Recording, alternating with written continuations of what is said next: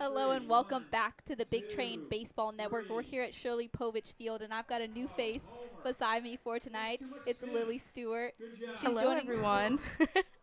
She's joining me on the broadcast today for a very special evening. We're honoring Eve Rosenbaum, the assistant general manager for the Baltimore Orioles. She's actually the highest ranked woman in the MLB, so we thought we'd do an all-female broadcast today to honor her and to celebrate women in sports. We've got Lindsay Morin, our solo producer, here in the studio today. But Yes, very exciting. season, they're currently leading in the series 2-1. So we're excited to get the action started. First pitch is going to be at 7 p.m. And then some more exciting news up on our schedule. The All-Star Game for the Cal Ripken League coming up on July 9th. Lily, tell us a little bit about the All-Star Game. Yeah, I'm super excited. We have 8 All-Stars this year going to the game to represent the North Division, which I think is probably one of the biggest I've seen in the league so far.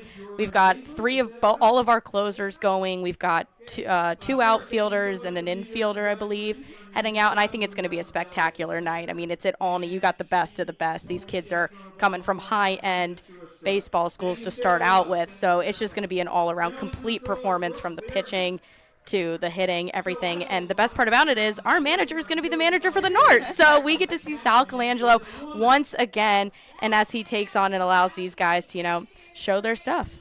Yeah, I'm excited to be in attendance as a fan for the first time this summer.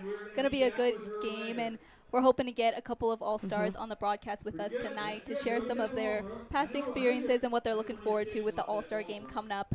But tonight, Bethesda Big Train taking on the DC Grays again. First pitch going to be at 7 p.m. Stay tuned. You're listening to the Big Train Baseball Network.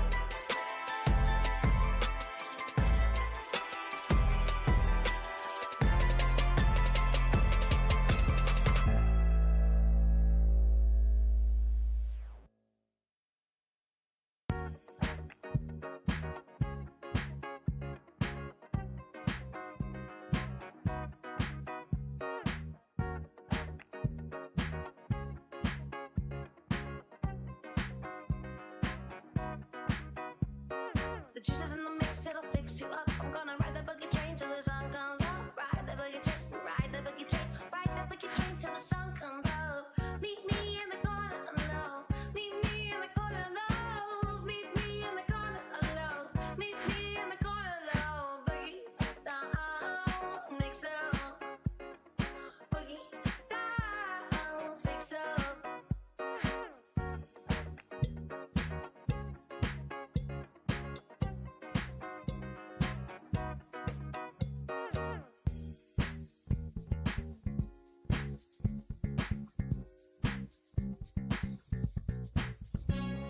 The juice is in the mix, it'll fix you up. I'm gonna ride that boogie train till the sun comes up. Ride that boogie train, ride that boogie train, ride that boogie train till the sun comes up.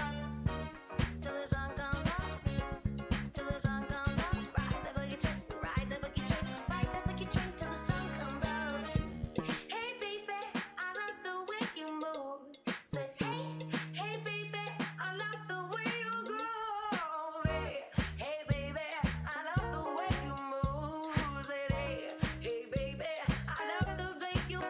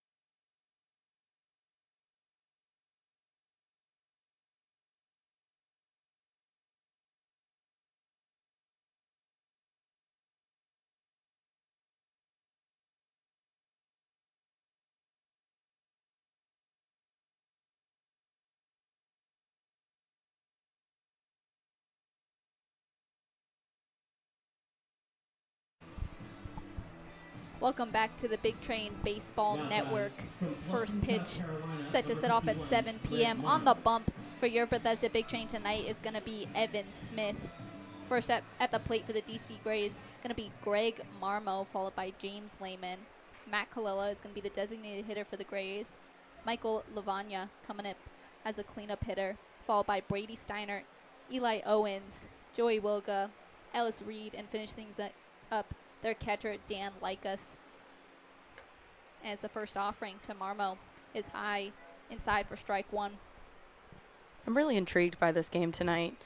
I mean, this is the fourth matchup between them, and the last one we only went through 7 innings because we mercy rolled them. So I'm excited to see how the bats swing tonight at Shirley Povich. That's right. As you said, currently sitting 2-1 in the series with the Grays. Now, the first time we saw the DC Grays, Big Train dropped the game 1-2, and that was the last time we were at Prince George's Community College. Again, Chris Diaz was the only one to get a hit off for the Big Train, as Marmo's going to swing and miss for the first out for the Grays.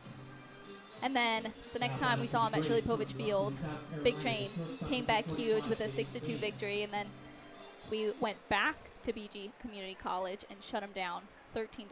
So again, should be a very interesting matchup. The DC Grays are currently sitting 12-14. Big Train 13-13 after a 15-8 win over the Braves earlier this week, as Lehman's going to lay down a bunt, goes directly into the glove of Emilio Gonzalez, the first baseman, for out number 2. Yeah, I'm really excited to see this 13-13 record, if we can get above 500 or not, because we tend to go back and forth, unfortunately, between wins and losses, especially when we're meeting teams that we've met before. So hopefully, you know, the bats can get hot.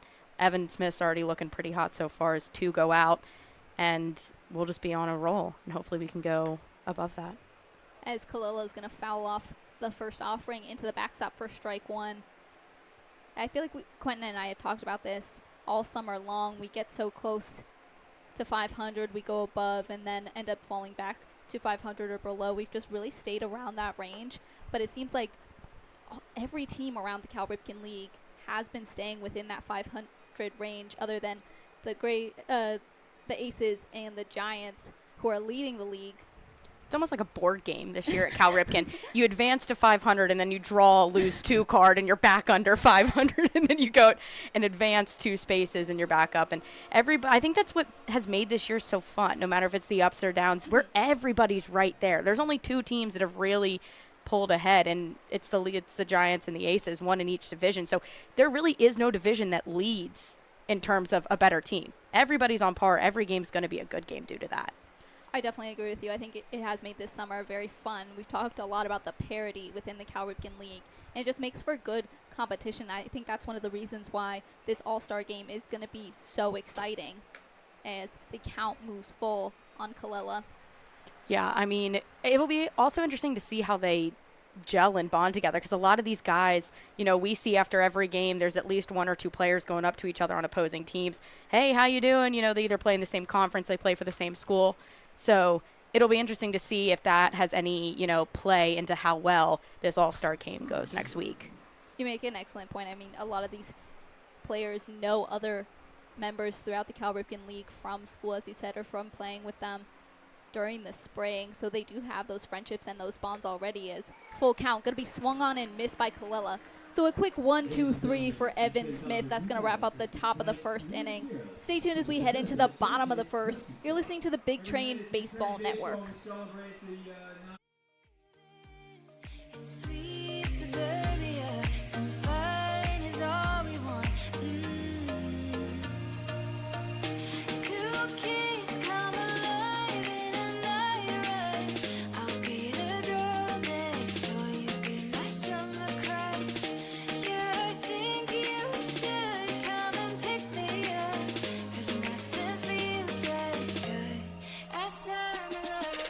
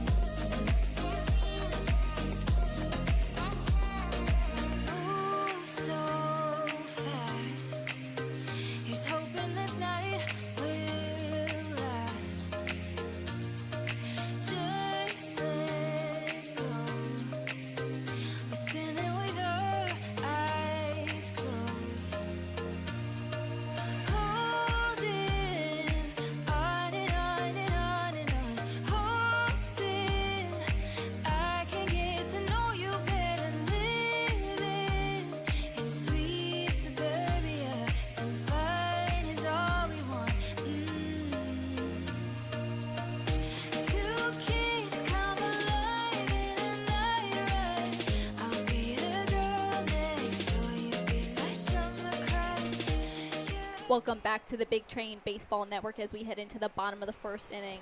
On the bump for the DC Grays, going to be a relatively new face for the Big Train. Matt Likas taken to the bump. Across from him at the plate, going to be his brother Dan Likas. So this is the first time we've seen Matt Likas in the series with the Grays. As the count moves 1-2 on the leadoff hitter Keenan Bowman, also going to be your shortstop for tonight. This is an interesting matchup. I don't know that we've seen brothers play 1-2 in the league. As Bowman going to ground the 1-2 over to shortstop Lehman. Gets the throw over to Wilga at first for out number 1 for the Big Train. We're already seeing that close matchup. We were out 1, they were out 1. Man, I'm excited to get this one underway because it's steamy here. And we've got a packed house. You know, for something being, I think earlier when we got here, it said it was 102 degrees on the field. So a really nice fan turnout. Basically, I would say this looks sold out from the booth to me. Yeah, I think if it's not sold out, it's very close. A lot of people showing out to get their collectible Eve Rosenbaum bobblehead at Shirley Povich Field tonight. Heard that big O come from the crowd during the national anthem, so you knew the Orioles fans were in town. As Williamson going to nail the 0-1 into left field. It's over the wall. That is home run. No, I think it bounced off the wall. Bounced off the wall. Just Owens missed. Getting the throw over to Steiner at second. And as the writers say, Williamson has paid his rent.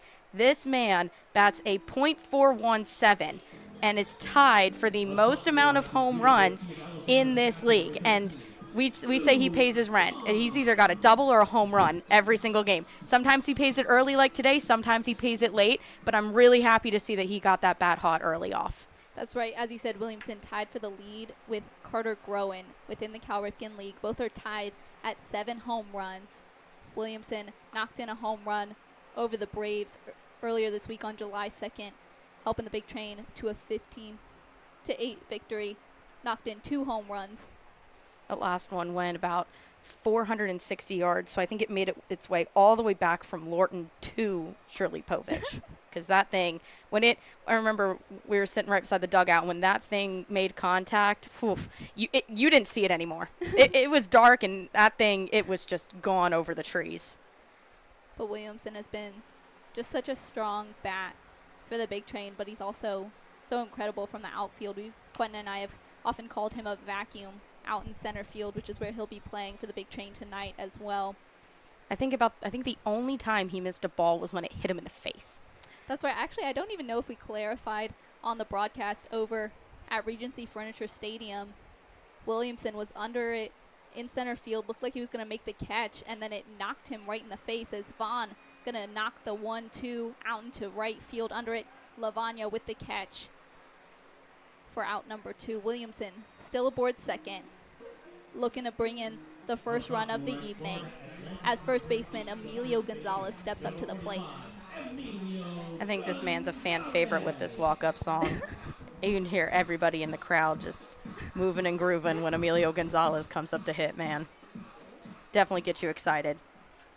And you can also hear it on July 9th. Emilio Gonzalez, one of the 8 Big Train players, is going to represent the Northern Cal Ripken League in the All-Star game on July 9th. Going to be in Olney at the Crop Dusters home stadium. Williamson will be there as well. I mean, if his .417 batting average wasn't enough. As Gonzalez grounds that to Marmo at third, tries to make the throw over to Wilga at first, escapes Wilga, and with that, Williamson brings in the first run of the evening. Emilio safely aboard first, and the train is rolling. It's rolling out of the station fast, man. Quick 1-2-3 from Evan Smith, and Williamson comes back with an RBI from Gonzalez. They're moving. They're grooving. Like I said, it's Emilio's walk-up song, man. You just hear that, and everybody's ready to go. Now stepping up, going to be the right fielder for tonight, Davin Whitaker. He's been having quite a summer. We've really seen him come alive from the plate. He had another home run against the Braves as well.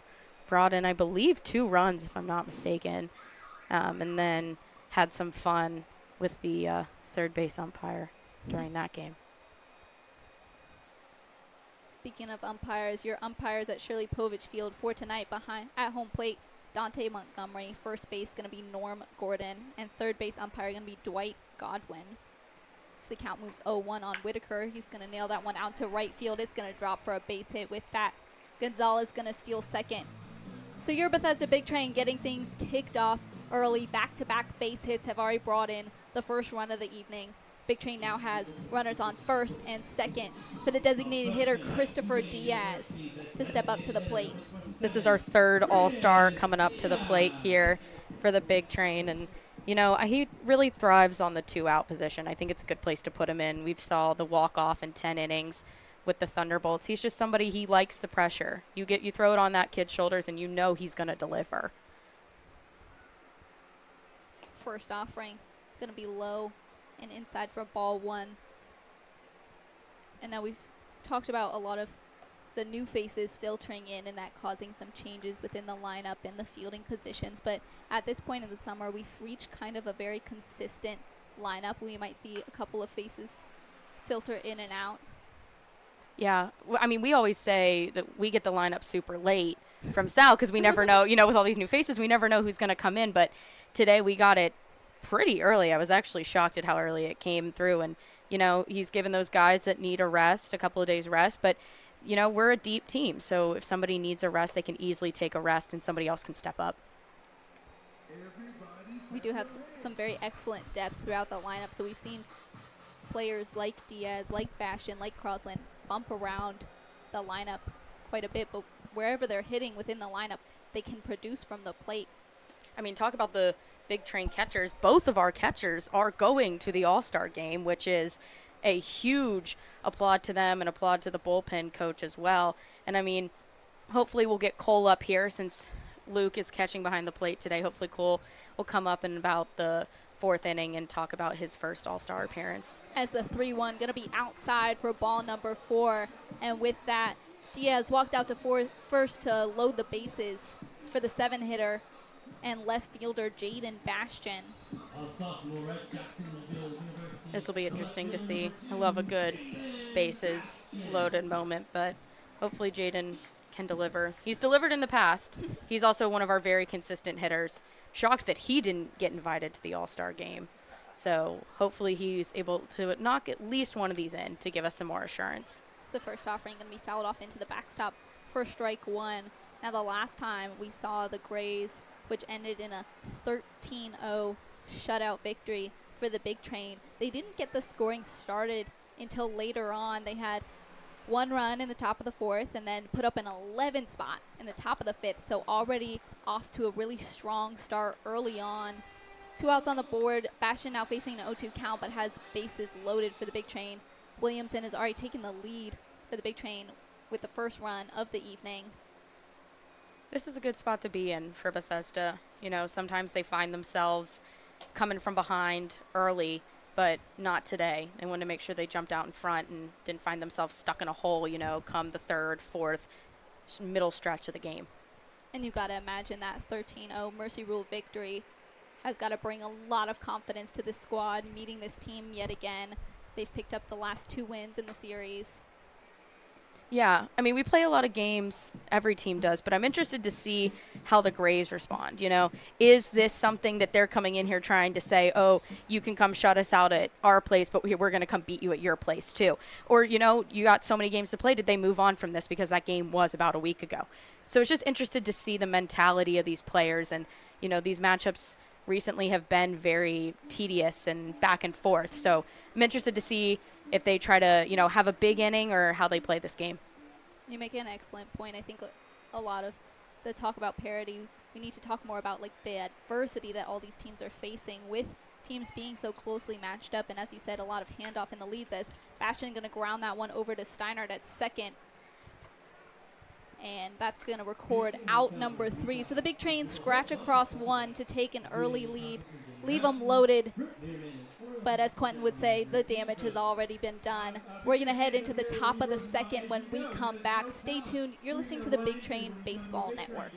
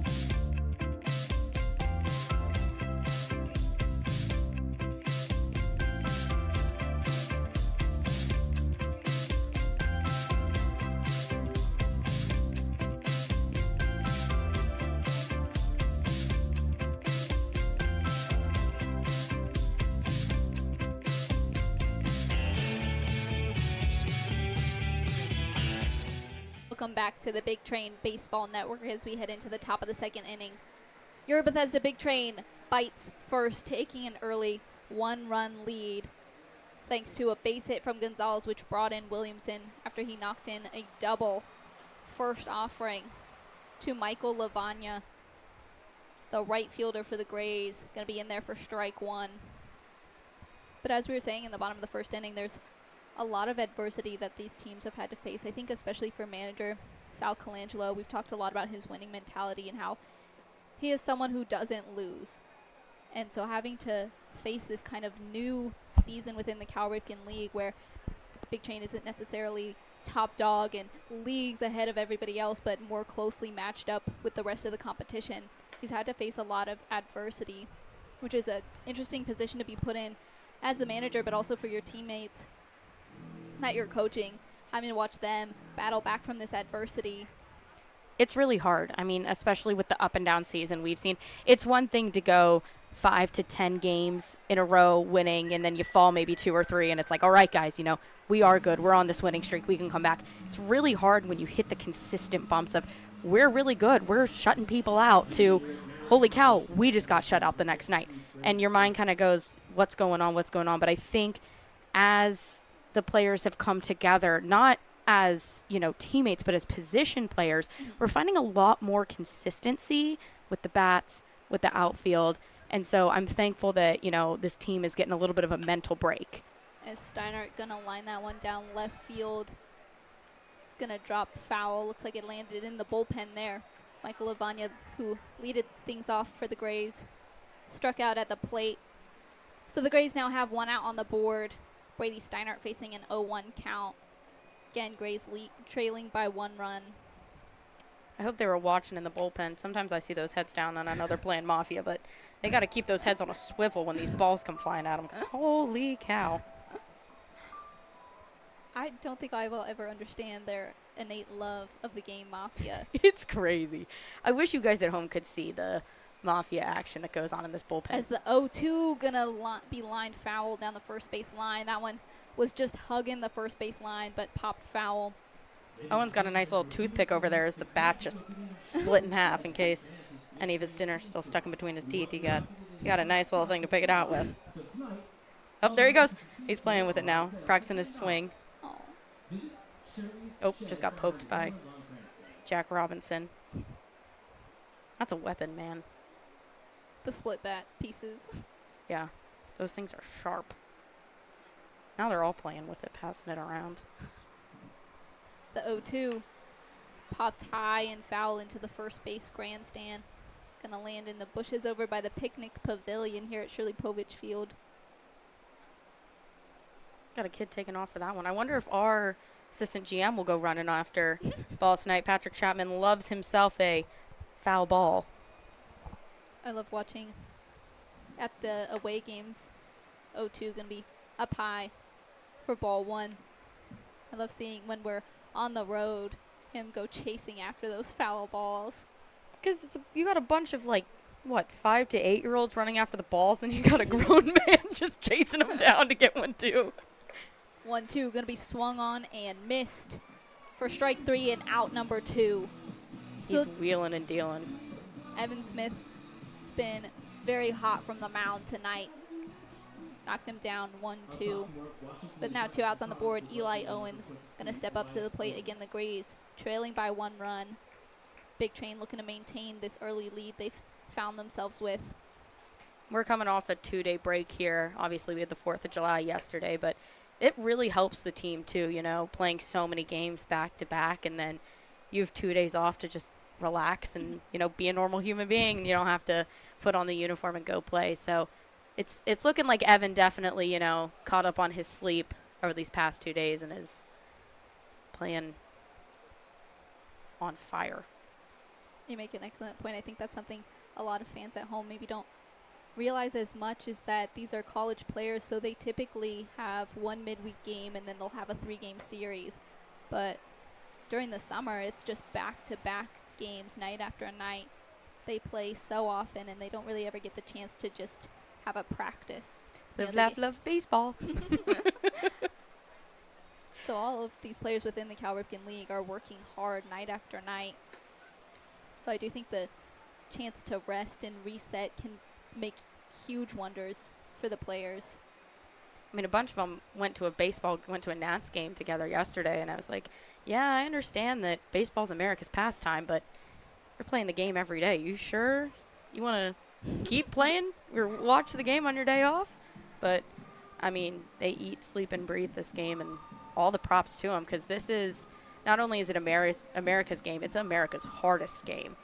You win some, you lose some, and, you know, as Tim Kirchin told us the other day, it's not always about how well you played. Sometimes the game just outplays you. As the full count going to be in there for strike 3 and out number 3.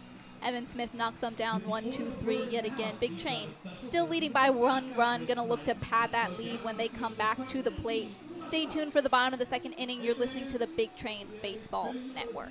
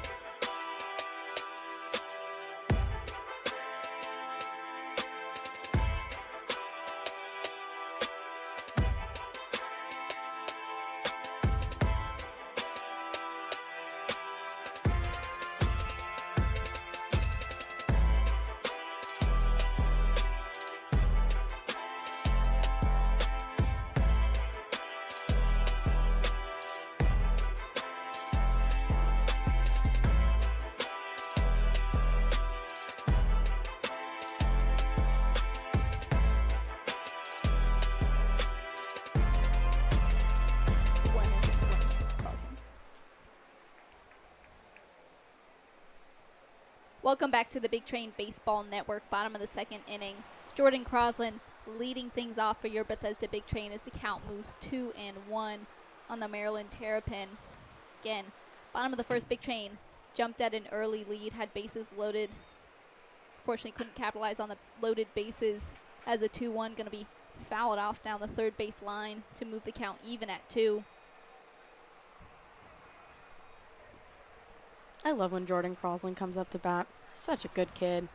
And, you know, he wears his Maryland gear in combination with the Big Train gear, so just reminds me of Christmas. Little red and green.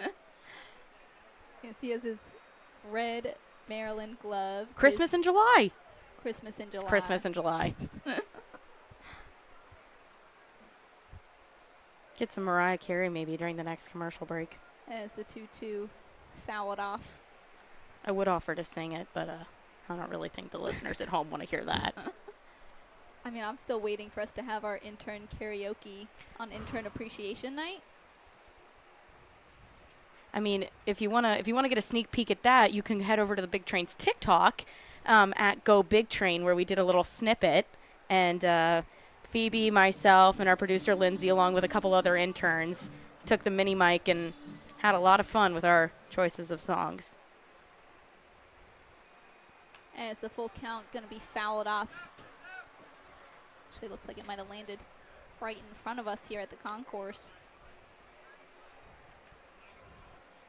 As we said, Intern Appreciation Night coming up this summer. As full count fouled off towards the Big Train dugout. But next up on our schedule, we have a home game tomorrow night. It's going to be Coach Craig Lopez Appreciation Night. Good googa mooga, man. Coach Lopez's favorite saying. And his heart-to-heart, which, speaking of, I didn't get one today. You so didn't it's get going to your have to. Lopez hug? I didn't get my Lopez hug, so it's going to have to come after the game, unfortunately. The pitching coach, Craig Lopez. Every time you see him, you got to give him a heart-to-heart hug. It's part of our daily routine, I would say. If hope and positivity were As the full count going to be nailed out into left field, it's going to bounce off the wall. Owens fields it over to shortstop Lehman, but that flew right over his head, man. Jordan Crosland with a double. It's like we're seeing double. A very similar play from Andrew Williamson, which helped bring in the first run of the evening. We got a lot of doubles. We got two brothers, two doubles from the big train. Tonight's theme. Tonight's theme, double-double. Double-double. You're seeing double girls on the Double girls on the broadcast. They chew double bubble gum. Come on. Unfortunately, Davin Whitaker got the double bubble gum all over his jersey. Yeah, that was a fun one. So if you see something on Davin's pants, you know what it is. Now up to the plate, the 9-hitter, Jack Guerrero, third baseman for the big train tonight. First offering going to be upstairs for ball 1. Jack Guerrero hasn't seen, the plate much, but when he does, he takes full advantage of it. He makes sure that he makes those pitches, and he makes the pitches work for it. As the 1-0 going to be fouled off for strike 1. Another member that we've seen bounce around quite a bit. We've seen him in the third baseman position. We've also seen him as the designated hitter. There's a lot of Swiss Army knives on this team. Davin Whitaker comes and plays third base, and then we'll see him the next night out in right field. Same thing with Jack Guerrero. We'll go from third base to first base. Got a lot of good players, And that brings it back to that depth, If you need somebody in right field, you can have Jack Guerrero step up and take third from Davin, and it's a really good spot to be in as a manager. Mm-hmm. To have so many reliable arms and position players, and you know that you can put them in a different scenario and that they're going to produce. As the 1-2 fouled off into the backstop, Guerrero going to stay alive to face the 1-2 count. Is that a smiley face on Guerrero's arm sleeve? I think it is. It could be. Guerrero, similar to Jordan Crosland, representing his college in his gear, has a purple sleeve as he's going to nail that one into left field. It's going to drop for a base hit. Unable to get a hand on it is Owens. And with that slight bobble within the field, Jordan Crosland has made this a 2-run game. Big Train now leading 2-0. Have Jack Guerrero in scoring position at second as he nailed in a ground double. That's going to kick things back to the top of the order with the shortstop for tonight, Keenan Bowman. Another double. Another double. And going back to Lopez night tomorrow, I'm so happy that he gets to be honored and appreciated, because if, joy is an emotion and inside out, but, hope, respect, happiness, love, if all of those were in inside out, we would just have a bunch of Lopez's, because that man is a ray of sunshine every single time we come into the field. No matter if it's 102 degrees or if it's 50 degrees, that man has got the biggest smile on his face, and he wants to make you know, as he says, that you are loved and appreciated. Quentin and I mentioned a couple of broadcasts back Lopez's contagious laugh as the 0-1 going to be in there for strike 2. I think it was when we were at Regency Furniture Stadium. We noticed we were upstairs, and we just heard his laugh coming from somewhere within the building. We didn't know where. I genuinely thought he was outside our suite door, but I was later told that he was actually the floor below us, and we still were able to hear his laugh and got all of us laughing. Just a great coach, great mentor, great person to, have for us too, working.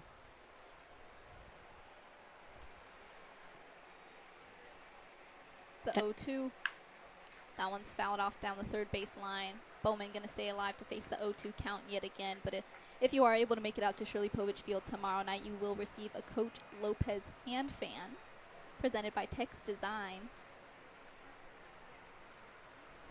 And then I talked about our bat boy Owen. His bobblehead night is coming up as well.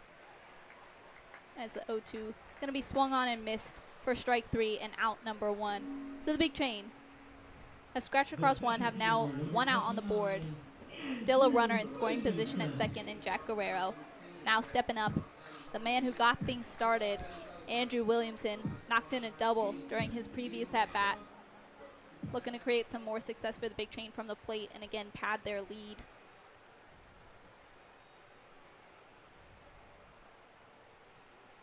First offering to Williamson, popped high.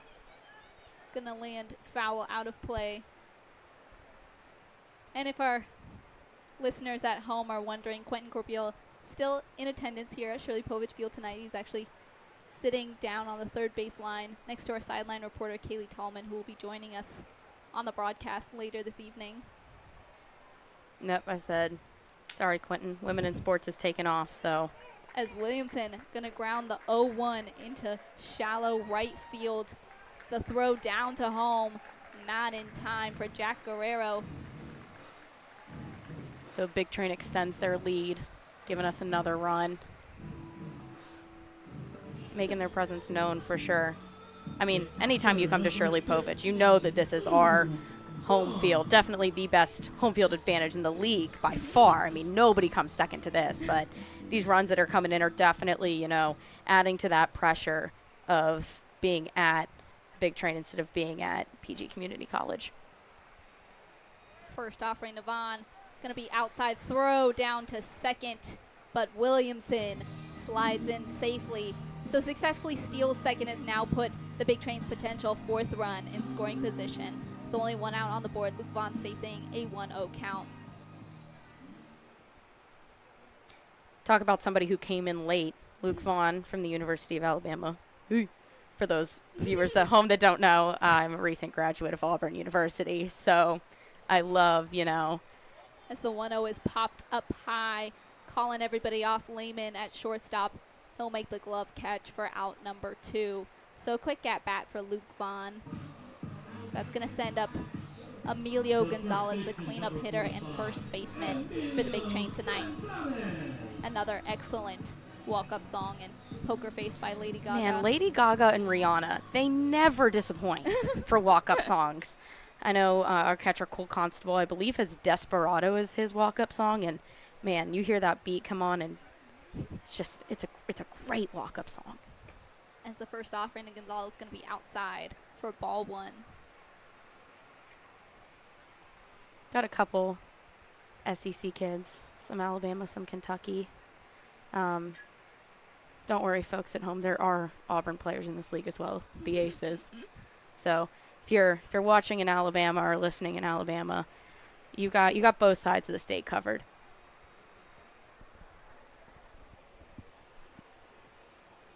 The 1-0 upstairs for ball 2.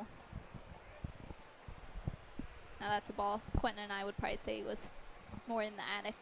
Ooh. Caught some cobwebs. I don't like attics. Attics are scary. I think we have one at my house, but 2-0 never seen it. going to be low for ball 3. So Gonzalez now facing a hitter's count. There's 2 outs on the board for the Big Train, but still have a runner in scoring position in Andrew Williamson. And Andrew Williamson's got wheels, so as long as Emilio Gonzalez can, you know, just make contact with that ball, if I'm the Grays catcher, I'm scared because that man can come around third base fast. He's probably, what, second to Jaden in terms of speed on this team? I would say we've got Jaden's a got lot of speedy wheels. Big Train players. I'd say Jordan Crosland is another one, as the 3-1 going to be grounded over to Lehman at short. Can't get a good hand on it. And with that, Big Train has put runners on first and second for Davin Whitaker. So another deja vu moment. Gonzalez back-to-back base hits. Now stepping up, Davin Whitaker, the right fielder for your Bethesda Big Train, had a base hit during his previous at-bat.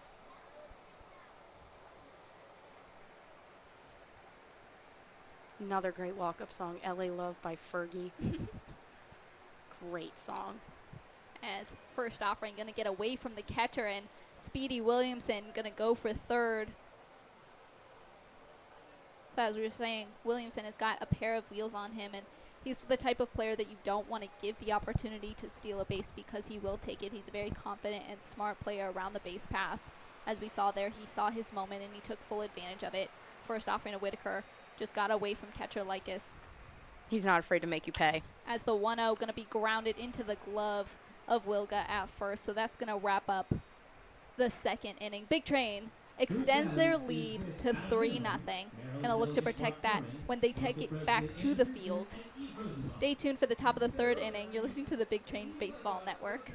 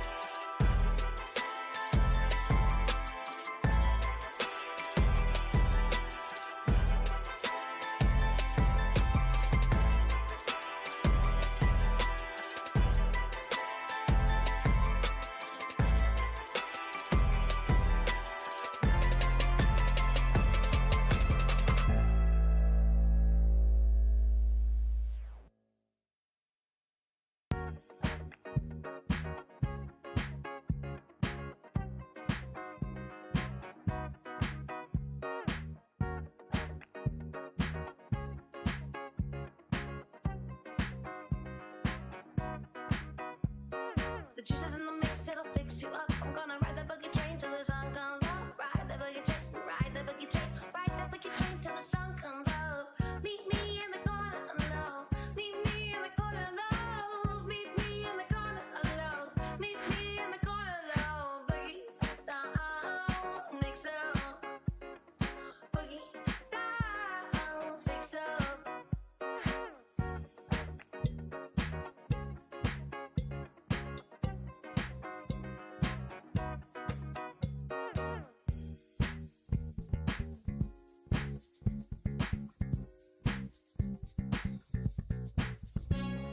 The juice is in the mix, it'll fix you up. I'm gonna ride that boogie train till the sun comes. Welcome back to the Big Train Baseball Network. Top of the third, a fly out to left field, gonna go over the wall.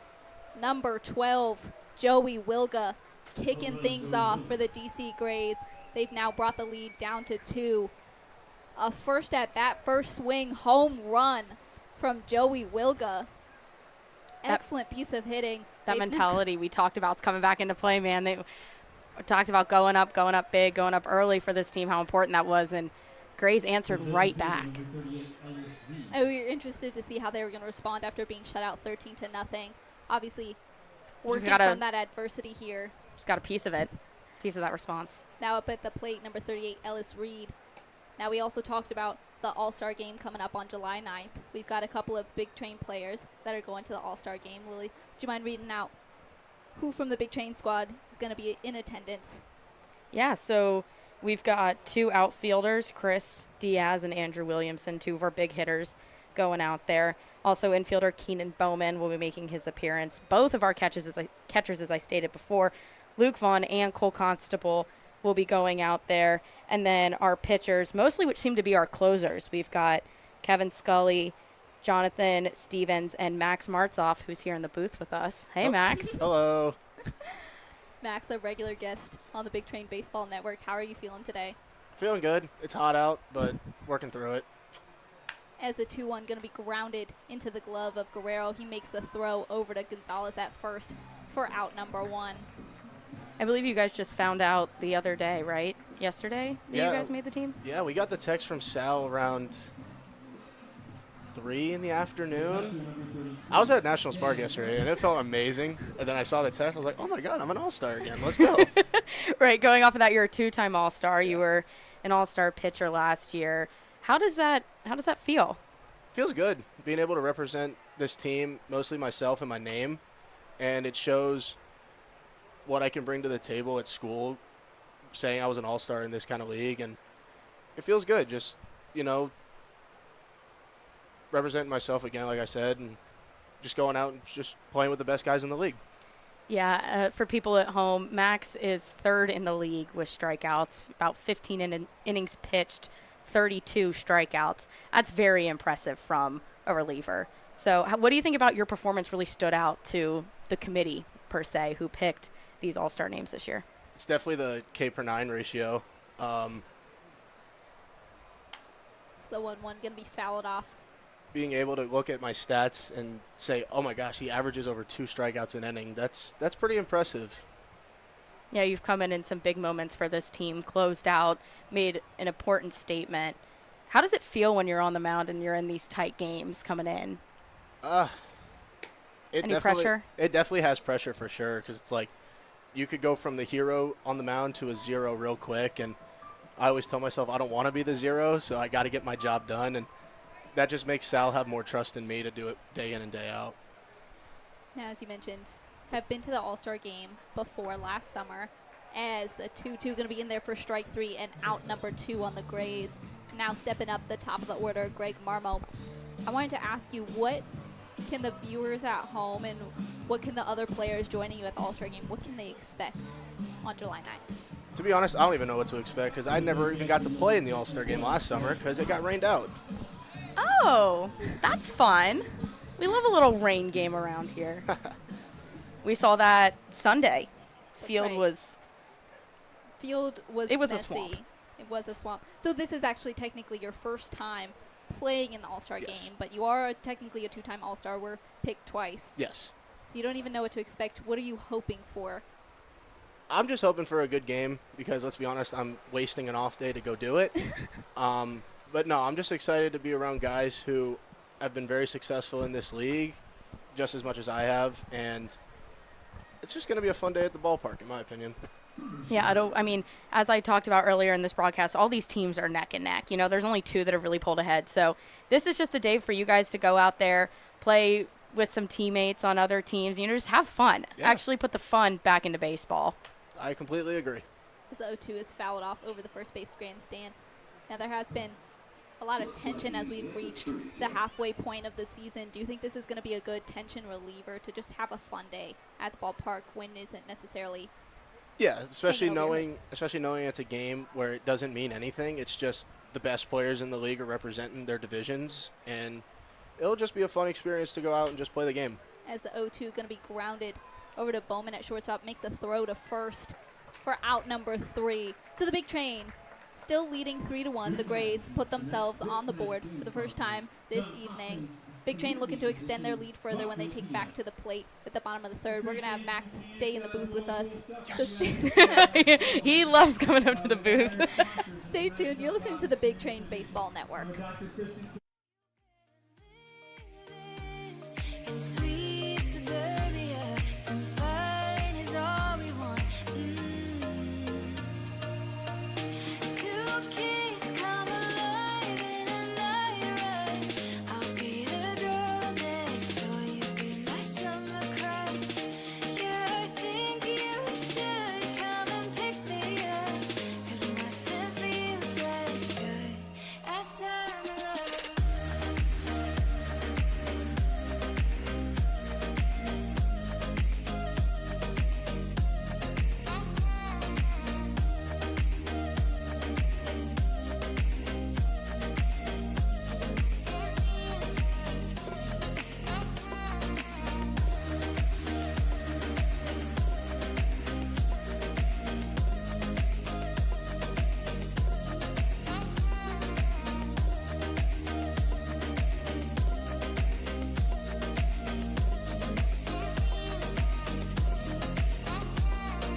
Move so fast.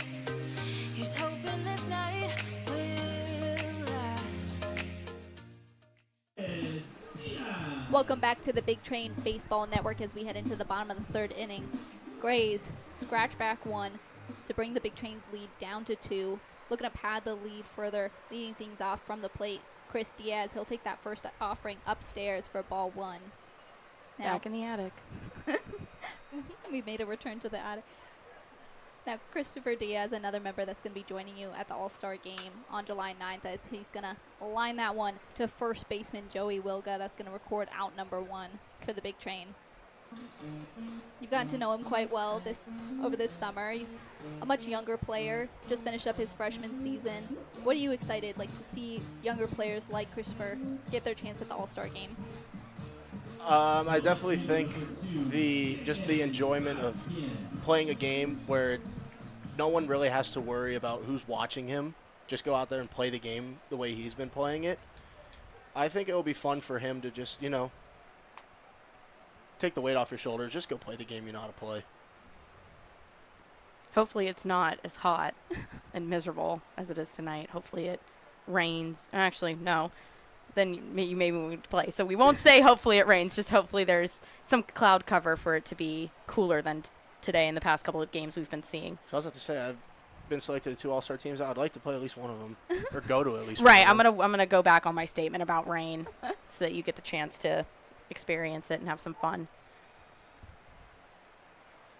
But as Lily mentioned, it is hot and steamy here at Shirley Povich Field. Temperatures reaching 102 I today. think it's so hot. I think if I went and got a Kona Ice, by the time I brought it back upstairs, it would be melted.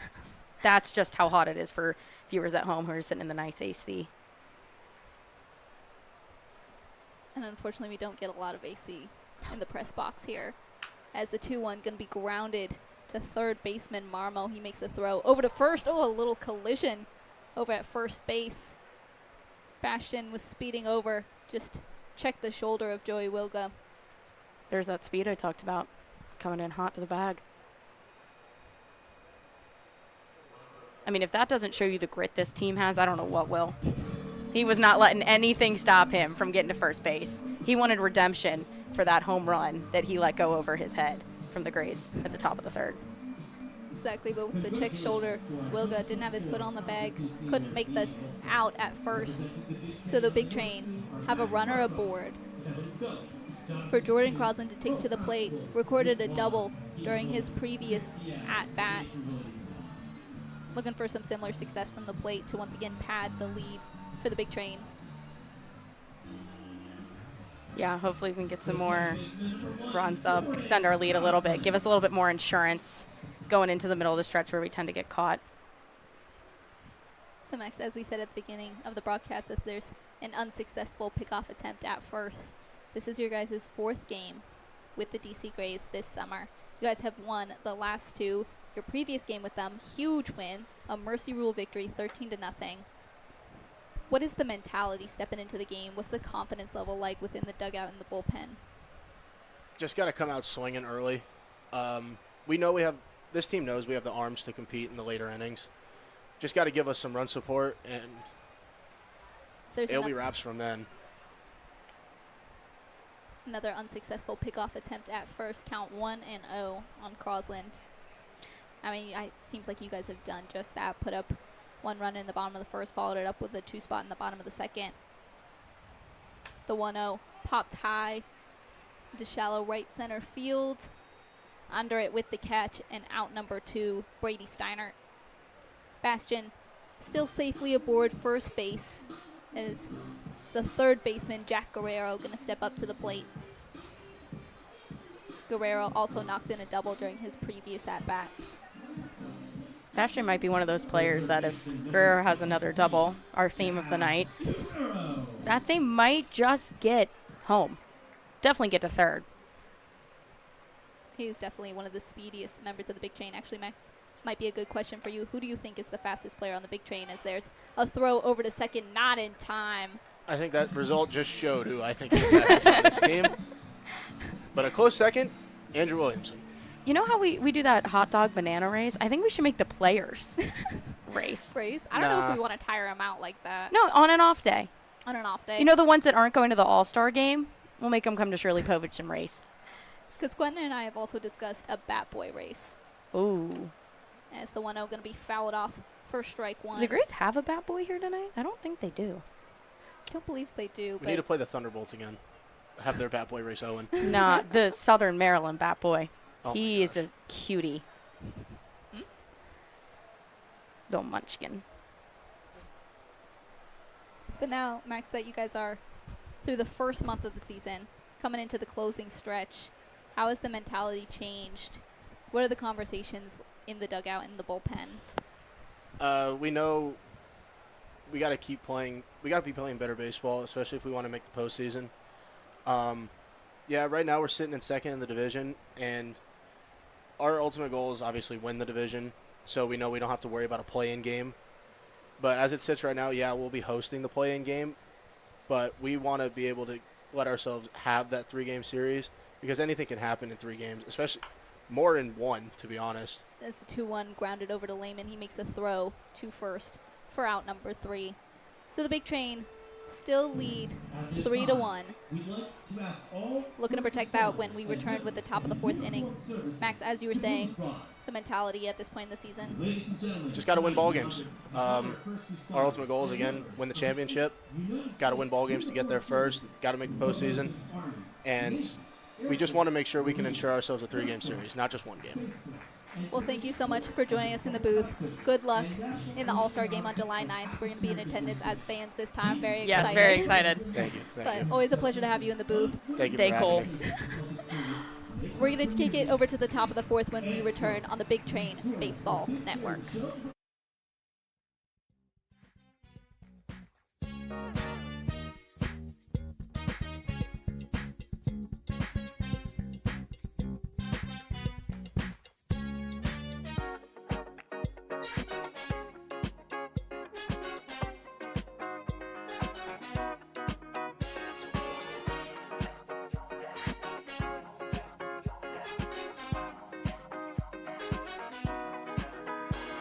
The juice in the mix, it'll fix you up. I'm gonna ride that boogie train till the sun comes up. Ride that boogie train, ride that boogie train, ride that boogie train till the sun comes up. Meet me in the corner alone. Meet me in the corner alone. Meet me in the corner alone. Meet me in the corner alone.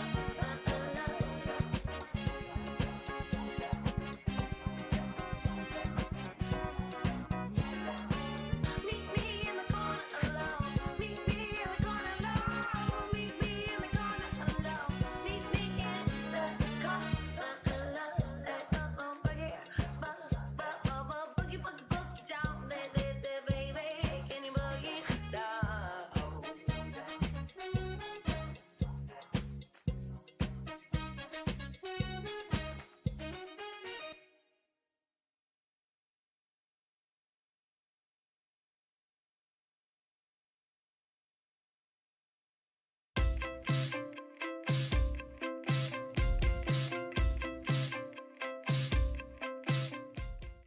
Welcome back to the Big Train Baseball Network, top of the 4th inning. Big Train still leading 3-1, looking to protect that lead as the Grays take to the plate. First up, going to be number 45, the shortstop, James Lehman. Took the first offering inside for strike 1. Once again, thank you to Max Martzoff for joining us in the booth during the 3rd inning. Always such a pleasure to have him up here, and I'm glad that he thoroughly enjoys it. He's been, honestly, a regular guest on the Big Train Baseball Network. Yeah, I feel like about once every home game. Definitely if we've got, 3 in a row, 2 of those 3 games, you see him come out of the bullpen and just march on up to the press box. As the count moves 1-2 on Lehman. Again, the Grays scratched one across during the top of the 3rd to put himself on the board, preventing another shutout from the Big Train, so already responding and avenging themselves from the previous matchup with the Big Train. They really saved themselves on Twitter from that one. Our Twitter man would have had some fun if we had shut him out twice in a row. Shout out Ian Domeka. Ian Domeka, one of our writers for the Big Train, also runs the Twitter @GoBigTrain on Twitter. Would have absolutely eaten them alive with his witty words. Nobody would have been safe. As the 1-2 going to be low and outside for ball 2. Count moves even on Lehman. Man, I love seeing that temperature drop out on the scoreboard in left field, but for folks at home, we're still sitting at a solid 90 degrees, which is probably a good at least 93 up here in the box due to all the equipment. As the 2-2 upstairs, going to move the count full on Lehman. He's able to catch up with Quentin Corpuel in between innings. He is having the time of his life. Today's Quentin's off day. The players had yesterday. Quentin gets today. As the full count going to be swung on and missed for strike 3 and out number 1 for the Grays. Now stepping up, Matt Kalila, the designated hitter for the Grays, was struck out during his previous at-bat. Again, Evan Smith on the bump for the big train tonight. Across the plate from him, number 13, Luke Vaughn. Really solid 1-2 matchup here. As the first offering going to be nailed into left field, goes foul into the bullpen. So the count moves 0-1 on Kalila. Andrew Williamson having some trouble out there with the bugs again in center field. The Nats this summer have been just insane. They were horrendous on that Sunday morning game as the count moves 0-2 on Kalila. We need to invest in some bug spray. I think we do. Or those little tiki torches with the... Oh, yeah. We can put in the warning track just some tiki torches out there. And then, when it gets dark out, they'll really light up, give it some good ambiance. Exactly. Who needs stadium lights? We just have tiki torches. Let's throw it back to... we should do a throwback game and just go old school. Everybody gets a candle in the stands, and that's our lighting. Don't think that would go over very well with Sal whatsoever. As the 1-2 going to be grounded to Bowman at shortstop, makes the throw to Gonzalez at first. It's not going to be in time. So Kalila gets aboard the base path, has a runner on first for the Grays. As now number 16, Michael Lavagna, going to step up to the plate, was also struck out during his previous at-bat. In addition to Keenan's hitting, it's plays like that have also gotten him elected to the All-Star game. Just the backhanded scoop and turn and throw over to first. Making it look easy. Sal put me in. Unfortunately, Matt Kalila a little too speedy for the throw as the count moves 0-1 on Lavagna. Again, Lavagna, the right fielder for the DC Grays.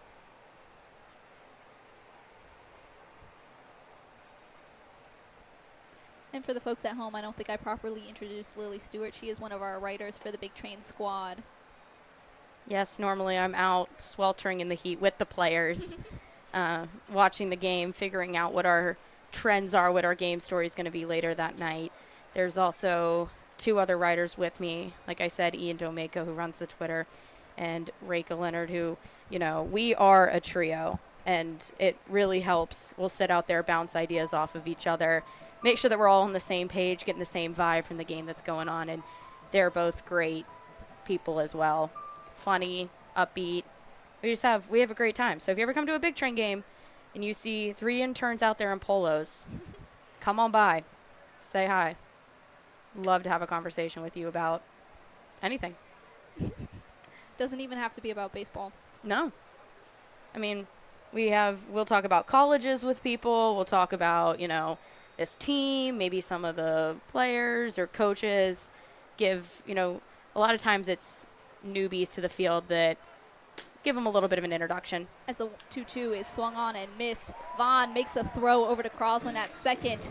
Excellent double play there to record outs 2 and 3. That's going to wrap up the top of the 4th inning. Big Train still leading 3-1, looking to extend that when they return to the plate. Stay tuned.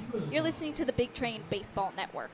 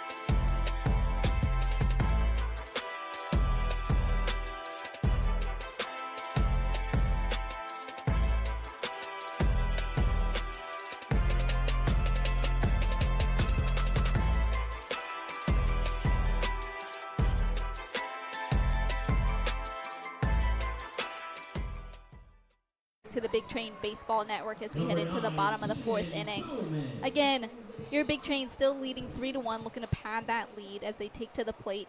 Leading things off is the top of the order, Keenan Bowman. Takes that first offering inside for strike one.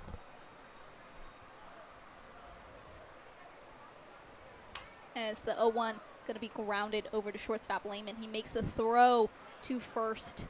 Joey Wilga in time for out number 1. So a quick at-bat for Keenan Bowman. That's going to send up Andrew Williamson, who's been having one heck of a night from the plate. Started his evening with a double, followed it up with a base hit. And for those of you that are just tuning in and might have missed, Luke Vaughn threw down a guy running to second, and let me just say, it is an exclamation mark of "you don't run on Vaughn." As Williamson going to lay down a successful bunt, just evading the Grays infield, and with that, Williamson has put a runner on first for the Bethesda Big Train. Now, Quentin and I have talked about this often. Quentin actually watched a few weeks ago Davin Whitaker and Andrew Williamson during batting practice working on bunts, and since then Williamson has laid down quite a few bunts. Mixed results, but have generally been very successful. We've watched him put runners onto second with sacrificial bunts. He's been really relying on that strategy throughout this summer. I think it's something that the coaching staff as a whole has really emphasized for these players, because I noticed, however many at-bats they take during BP, they're always finishing with at least 2 or 3 bunts, every single one of them. So, and I noticed, I think early in the season, they tried to bunt a lot, and it just wouldn't work correctly. Fall the wrong way, somebody wouldn't get to it in time. So I think it's been a big emphasis of this team, and I think it's part of the reason that they found more consistency. It's because they now have another tool in their back pocket to pull out to get guys around bases and get them advanced home and put more runs on the board. As there's another unsuccessful pickoff attempt at first. Matt Likas, no doubt, very nervous to have Williamson on base. He's seen the wheels he's put up and how he can just speed around that base path. The 1-0 going to bounce in the dirt, move the count 2-0 on Vaughn. Throw it in the dirt, dirt, throw it in the dirt, dirt. That's something our student section would chant at baseball games when the other team was pitching and we were up at. Something I would like to start here, but we'll see if it catches on. That is or what's not. so fun about working this summer with the Bethesda Big Train. We have just a melting pot of different colleges and a lot of different school traditions that we can bring in. I mean, Jordan Parham, one of our producers, and I showed off the Enter Sandman jump on our Instagram. You can find that video at Go Big Train on Instagram as a 3-0 to Vaughn in there for strike one. And that's what's so cool about, being a melting pot is we also learn from each other. My broadcasting and writing experience is different than yours at Virginia Tech, which is going to be different from, Kaylee, who will come up in a second at Penn State. And it's something we can all really learn and meld and just better ourselves via each other. No, I definitely agree. I think it's just such a wonderful opportunity to work with so many people that have so many different backgrounds, and we're all very supportive of each other. Like Jordan Parham got a chance to step on the broadcast when I was unable to make it to a game. And he was just so grateful to have that experience, as it is something he's interested in pursuing, and to be able to differentiate your skill set like that. I mean, you are one of our writers, and now getting a chance to step in on the broadcast and just really broaden your horizons. Yeah, tapping back into my old skill set back at school, where I was kind of a double-edged sword. I wrote and broadcasted, which was really fun but really stressful. Very different deadlines. Everybody's looking and going into journalism. Writing and commentating are two very different things, but it's really, I encourage anybody to focus on their writing, because it makes you better on camera, it makes you better off camera, makes you better anywhere you're trying to get a job. You got to learn how to speak. It's the full count, popped high, chasing after it. Second baseman Steinert, he makes the catch for out number 2 on the Bethesda Big Train. Now often we've seen it, we've talked about this with Kaylee Tallman, the Bermuda Triangle of Death, as she calls it. We saw the center fielder, right fielder, and second baseman all chasing after that, but Steinert calling him off, made the catch for out number 2. And now with 2 outs on the board and Williamson still on first, Emilio Gonzalez stepping up to the plate. even players need to know how to communicate. Everybody should, take communication classes if they get the chance. I will say one thing that I heard at Virginia Tech, because I started off as more of a writer position before transitioning into the commentating field. Having the skill to be a good writer is a really great skill set because you can write your own scripts. As Gonzalez going to line that one down the middle, sliding after it. Lehman, the shortstop, just escapes him, and with that, Gonzalez has put runners on the corners for Davin Whitaker. That speed coming in again. I mean, he didn't even try and throw Andrew down. He was already there by the time he picked his head up to look to go make that throw. Again, just an unfortunate play from the shortstop, Lehman. He slid into it, looked like he had a hand on it as he was going to get back to his feet, dropped it, and with that, Gonzalez and Williamson took advantage to put runners on the corner as Whitaker grounds one into right field. Going to put runners on first and second as the speedy Andrew Williamson runs in the 4th run for the Big Train, who have now reestablished a 3-run lead. So with runners aboard first and second, Christopher Diaz going to step up to the plate. I want to see Chris hit a double here, and so I can have Emilio speed around and call him Speedy Gonzalez. And I also love how our runs are matching up with the inning. Very aesthetically pleasing. Swing and a miss on the first offering to move the count 0-1 on Diaz. So now the Big Train has put up at least 1 run in 3 of the 4 innings they've played so far this evening. That's really good. I mean, earlier in the seasons, if you've watched or if you've been here in person, you've noticed that we've hit a lot of zeros, and then, later in the stretch, we're throwing up 8, 5, 6, 7 runs in 1 inning, which it's awesome. It's great. It's super fun as a fan and as somebody who works for the team. But, from a longevity standpoint, is that really efficient? As the 1-1 is grounded just past shortstop Lehman, makes the throw down to home. Gonna get the out on Gonzalez, and with that, gonna wrap up the 4th inning. So the Big Train scratch across 1 more to pad their lead, have reestablished a 3-run lead. Excellent play from the DC Grays fielders to get that throw from shortstop down to home to get the out. Stay tuned as we head into the top of the 5th inning. You're listening to the Big Train Baseball Network.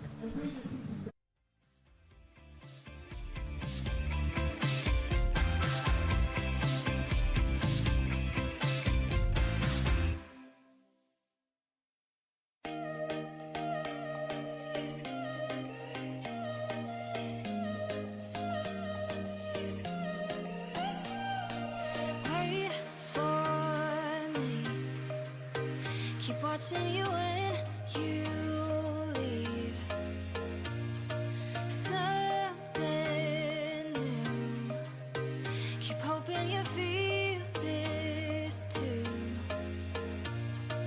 Holding on and on and on and on.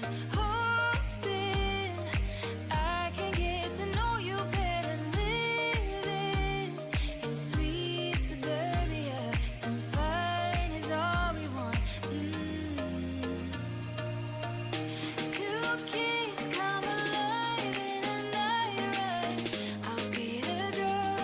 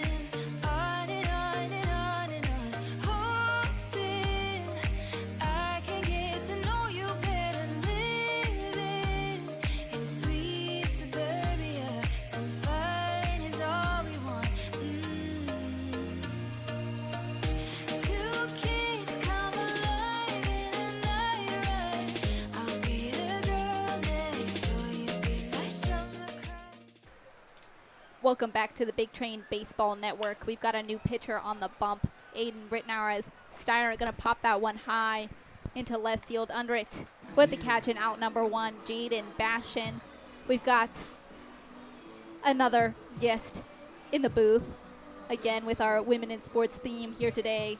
We've got our sideline reporter, Kaylee Tallman, who's going to be joining us for the rest of the game. Kaylee, how are you doing this evening? I'm doing great, minus the fact that it is about 97 degrees at 8 p.m. at night. I am doing swell. This is a good game of baseball. I was just going to ask you, you've been outside, we've been in here, but I don't think that there's a temperature difference whatsoever, even though we do have a nice industrial fan going. Not at all. Nope, no temperature difference. If anything, I would argue this booth is hotter than outside.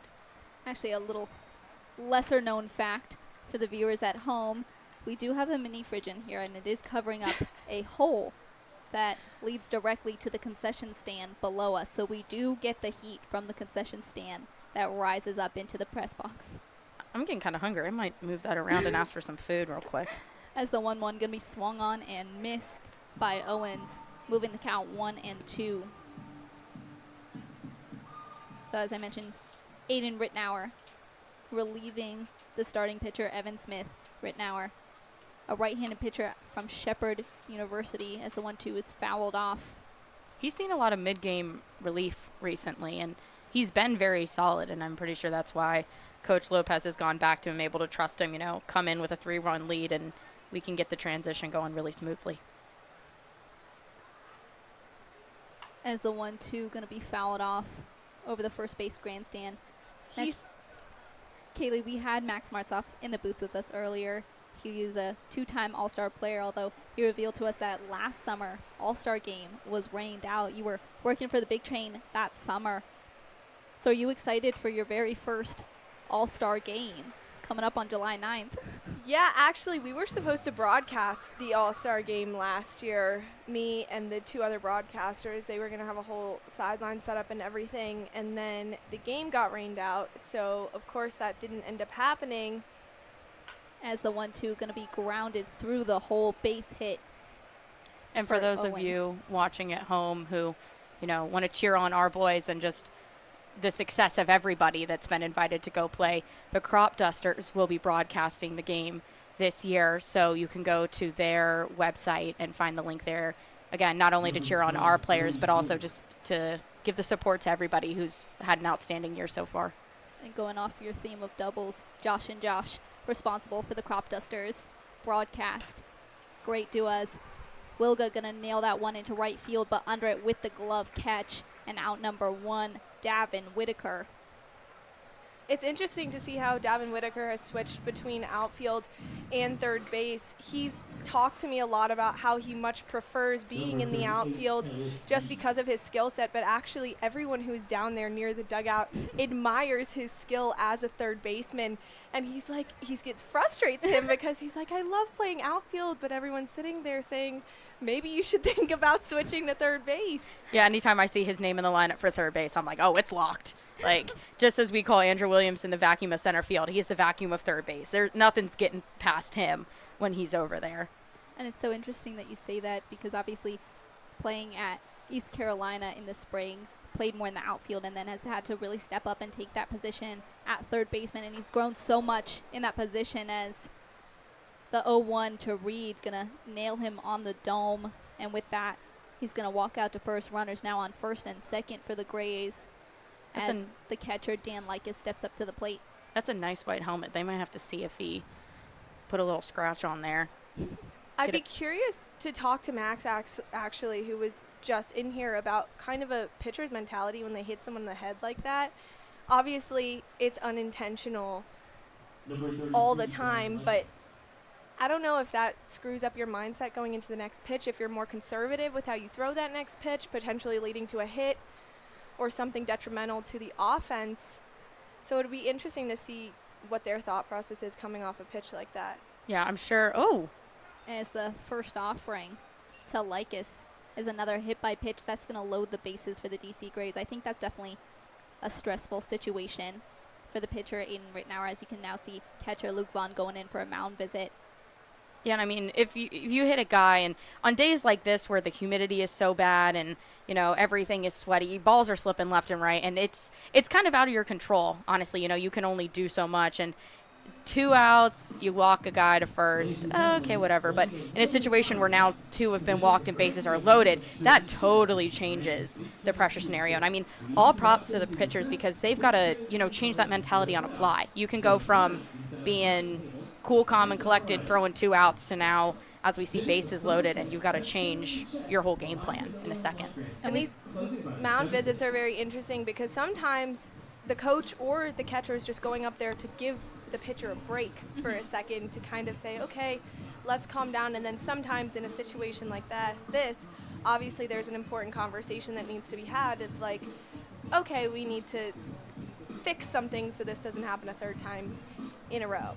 It's definitely a crunch time kind of mentality, and as we've said, Max Martzoff, a regular within the booth on the Big Train Baseball Network, he's talked a lot about coming in as a closer and that mentality you have of coming into a bit of a jam and having to work your way out of it. So no doubt Aiden Rittenauer is going to find his way out of this hole, but it's definitely a scary situation, especially letting players on base through a hit by pitch. I think that's definitely always a scary situation and stressful, but to have it happen twice and then have to regain your composure and make a comeback, already seems to be making a good comeback first offering. And as much as this is a team sport, it really is an individual sport at the end of the day. If your mentality isn't right as a pitcher, as a hitter, as a base runner, like you're not gonna help the team. And that's something that I'm really happy that colleges have put a lot of emphasis on now, making sure their players have the right mental services that they can to stay competitive and stay in the game. As the 0-1 from Greg Marmoro popped high and foul out of play on the right field under it. Right fielder Davin Whitaker for the out. So the Big Train get themselves out of a jam, still leading 4-1. Left them loaded. Excellent work from the fielding squad to get that out off the foul line. Stay tuned as we head into the bottom of the 5th inning where your Big Train looking to pad their 4-1 lead. You're listening to the Big Train Baseball Network.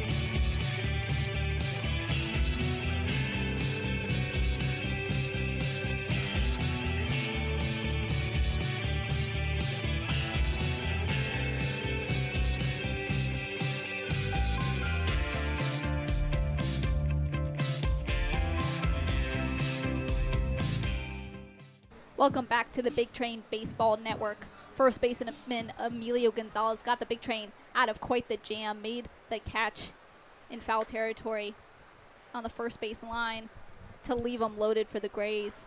Big Train still leading 4-1, looking to extend that lead from the plate. First up, Jaden Bastian sitting at a 1-0 count as the 1-0 going to be fouled off for strike one. We've talked about Jaden Bastian's defensive play. It seems like every game that he's played in this season, he hasn't had any extraordinary catches today. He hasn't had to make any extraordinary catches today. But despite that, he's always solid there in the outfield. And I think he's made one catch so far this evening over in left field. Didn't really have to move much, was right under it. As the 1-1 swung on and missed for strike 2. This is an area Jaden has struggled in a bit, striking out at the plate. He doesn't get walked much compared to some of the other players on the team. 2-2 going to be grounded to Steinhardt at second. He makes the throw over to Willie at first for out number 1 for the Big Train. So that'll be the first out for the Big Train as Jordan Crosland going to take to the plate. Kicked off his evening with a double. Been having an excellent summer from the plate. He's one of those players that I feel like we've almost got to see grow up in a sense. Being one of the players that was here from the very beginning of the season, and to see where he is at this point now. Check swing, went around. Going to take that for strike 1. It's been incredible just being within the team and to watch players like Crosland just improve so much in only a month of play. As the 0-1 going to be in there for strike 2.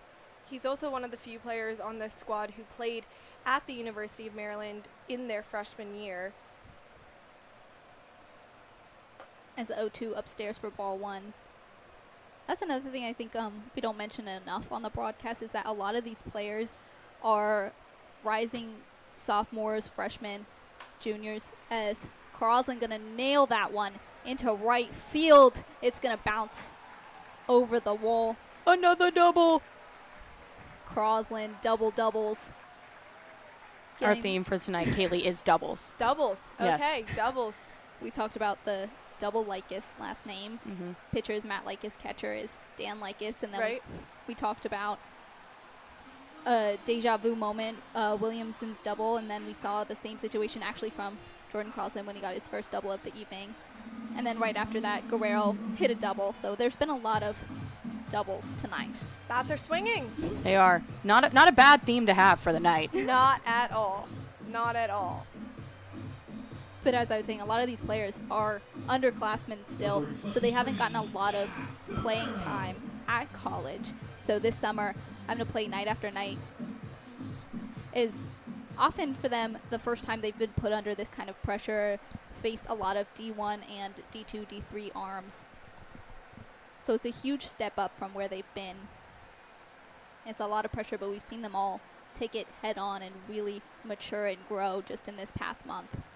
Seeing live at-bats is a whole different experience to just practicing with the collegiate teams over the school year, which is why summer ball is so important and why so many coaches encourage their players to go and play summer ball over the summer, despite it being sort of taxing on the body just because of how often they play.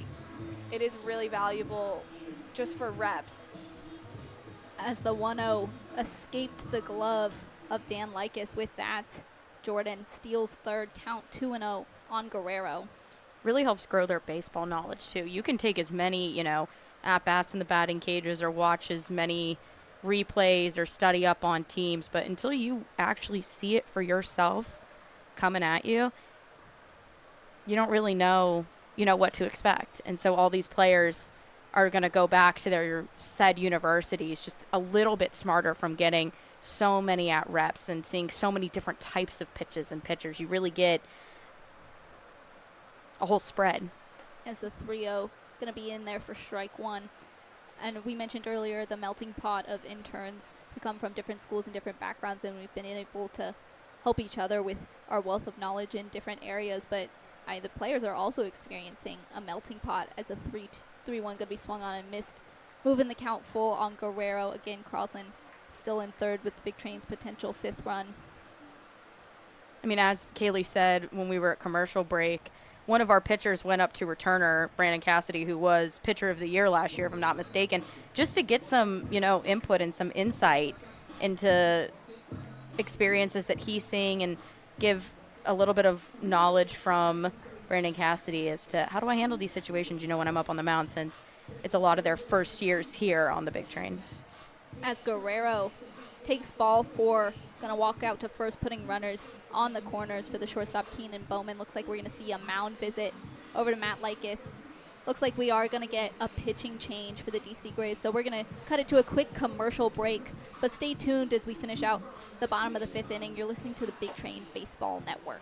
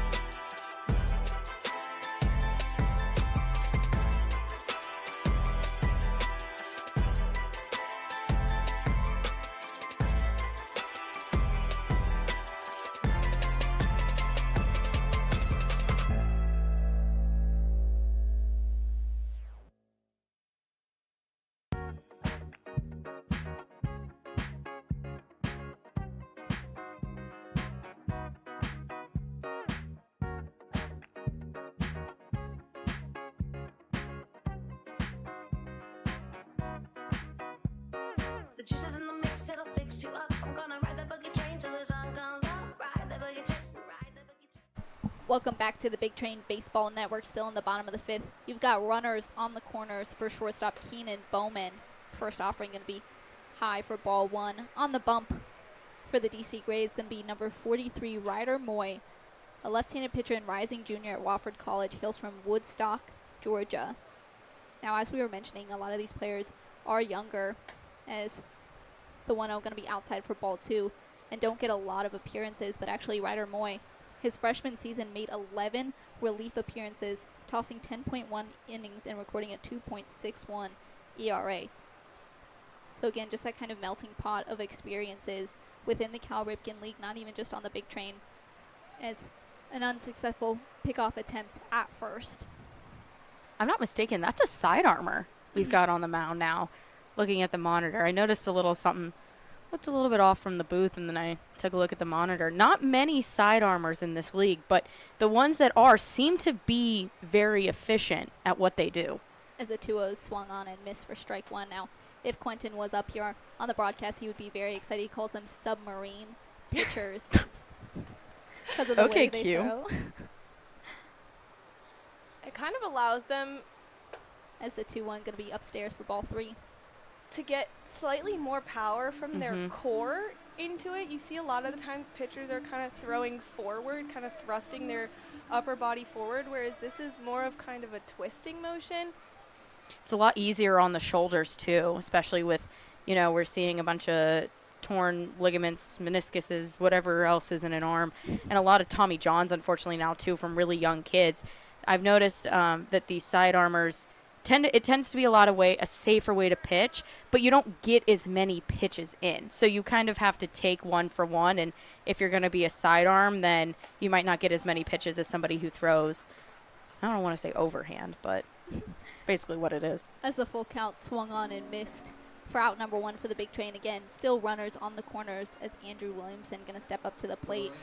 Now Quentin would inform you that it is often a little harder to sell those sidearm pitches as inside because it is coming all the way across your body. So unless it tails in at the last second, it is a lot harder to get those strike calls, which is why you don't see many sidearm pitchers. If you see them, you know they're good. As the first offering, Williamson's going to be outside for ball 1. Sort of like what you just said right there, that pitch came all the way down across his body and then in the far bottom left side of the box and out. It's tough to get that ball down while still being inside the zone. As the 1-0 is going to be low for ball 2.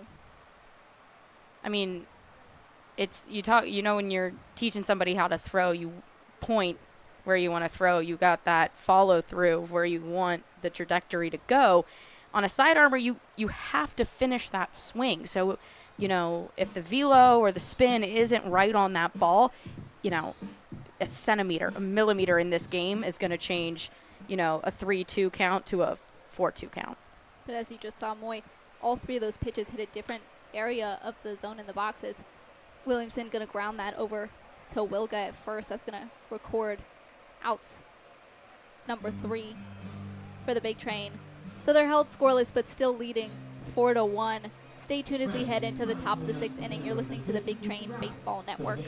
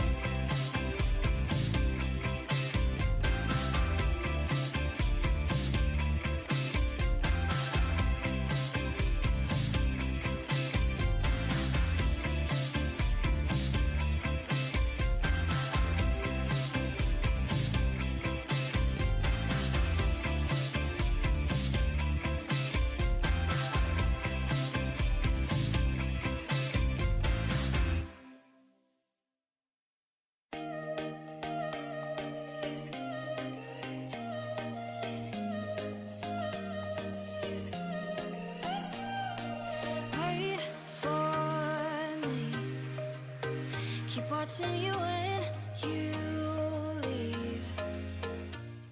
Back to the Big Train Baseball Network as we head into the top of the sixth inning. Big Train still leading 4-1. We're held scoreless in the bottom of the fifth, looking to protect their lead now. Again, it's Aiden Rittenauer on the mound for the Big Train. Heading to the back couple innings, and this is where, you know, sometimes we see some really big innings. So folks at home, buckle up because there might be a lot of runs coming soon. Is the 1-0 going to be fouled off for strike one? It's James Lehman, the shortstop at the plate for the Grays. Now that is something Quentin and I have coined, the late inning magic from the Big Train. Lily, I was going to say kind of what Phoebe just said is, especially at the beginning of this season. As the 1-1 going to be grounded to Gonzalez at first. He's going to tug on back over to first to make the first out. Especially at the beginning of this season, the Big Train had a really bad habit of going scoreless through the first 4 or 5 innings and then flooding the last couple innings with runs. Now that trajectory has sort of changed in the later couple games. They've scored early and then had trouble a little bit scoring in those middle innings, 5, 6, and 7. Yeah, and I mean, alluding back to what we talked about, as fun as it was to see these big runs come, it wasn't viable in terms of consistency. So now that we're seeing, 1, 2 runs, even though it's not as many, we're winning games. And at the end of the day, that's what matters. Check swing went around, so the count's going to move 1-1 on the designated hitter, Matt Colella. But funny you guys mentioned that because we saw some late inning magic the last time these two teams faced each other in 11 spot in the top of the 5th inning. Helped the Big Train to a mercy rule victory over the Grays. And I should add, folks back at home probably heard the finish him, little snippet that we like to play for our pitchers. That's definitely got to help in the mentality, Even if you're down, a little chuckle on the mound, a reminder, finish them off, stay strong, definitely has to help. We should put a crowd mic on the sound effects one day so the fans back at home could hear. Might be a jump scare. the different sound effects. The 2-2 upstairs for ball 3. Count moves full on Kalila. It is funny. Gwen and I will often talk about some of the funnier sounds that we hear. We talk about the car alarm sound that goes off for a couple of the foul balls, but the sound team here, the Big Train, definitely has a lot of fun. As the full count going to be upstairs, Kalila going to take his base at first. That's going to send up Michael Lavagna, the first baseman for the Grays. I think one of my favorites that we've only heard sparingly at Shirley Povich Field is another foul ball warning. You just hear a guy comically screaming as if he's been hit by the ball. That one's definitely one of my favorites. I love sitting in the crowd and you can tell instantly who's here for the first time, because when that sound effect goes off, or the one with the car and the car horns going crazy, it's like, oh my goodness, who got hit by the ball? And we're like, don't worry, it's just an old Shirley Povich trick. Actually, my dad, who came out to the Father's Day game, he's here again tonight. I think he was getting tricked by the car alarm sound, because as we were walking out to the parking lot, he was saying a lot of balls ended up in there. There's got to be a lot of cracked windshields. It's funny you mentioned your dad being here. It is a family affair here at the ballpark tonight. It seems like every player has a parent in attendance. As the 2-0 going to be fouled off for strike 1. Emilio Gonzalez's dad is here. Joey Wimpelberg's parents are here. Keenan Bowman's mom and sister are here. Jaden Bastian's dad's here, I think. The list is probably longer than that, but those are the ones I've seen so far. Really nice that their parents are coming from honestly all over the country to come out and support them. We should get you down on the sidelines with like a fam cam and just going around seeing all the parents when their kid goes up to bat or comes into pitch, just get their reactions. Because as you said, Joey Wimpelberg's parents are in attendance. They're coming up from Florida. So they've got a long trip to make, and this isn't even the first game they've attended. As a 3-1, going to be in there for strike 2. Count moves full on Lavagna. I mean, Jonathan Stevens, one of our relievers, his family's here from Birmingham. Jaden, is also from, Florida, and so is Emilio. So these parents are really taking time out to come support their kids, because it's not an easy hike. As the full count going to be swung on and missed for strike 3 and out number 2 on the Grays. Again, they do have a runner on first, as number 52, Brady Steiner, going to step up to the plate. That's actually the 3rd strikeout for Lavagna this evening. That pitch was huge for Aiden Rittenauer. He was behind the count in that one. He had it at 3-1 at one point, but came back to get the strikeout after not a great performance in the previous batter. So first offering going to be fouled off. Vaughn gets the scoop throw over to Gonzalez at first for out number 3. So that's going to wrap up the top of the 6th inning. Big Train fielding squad leaves one stranded at first. Holds them scoreless for the 3rd consecutive inning. Looking to extend their lead from the plate when we return. Stay tuned. You're listening to the Big Train Baseball Network.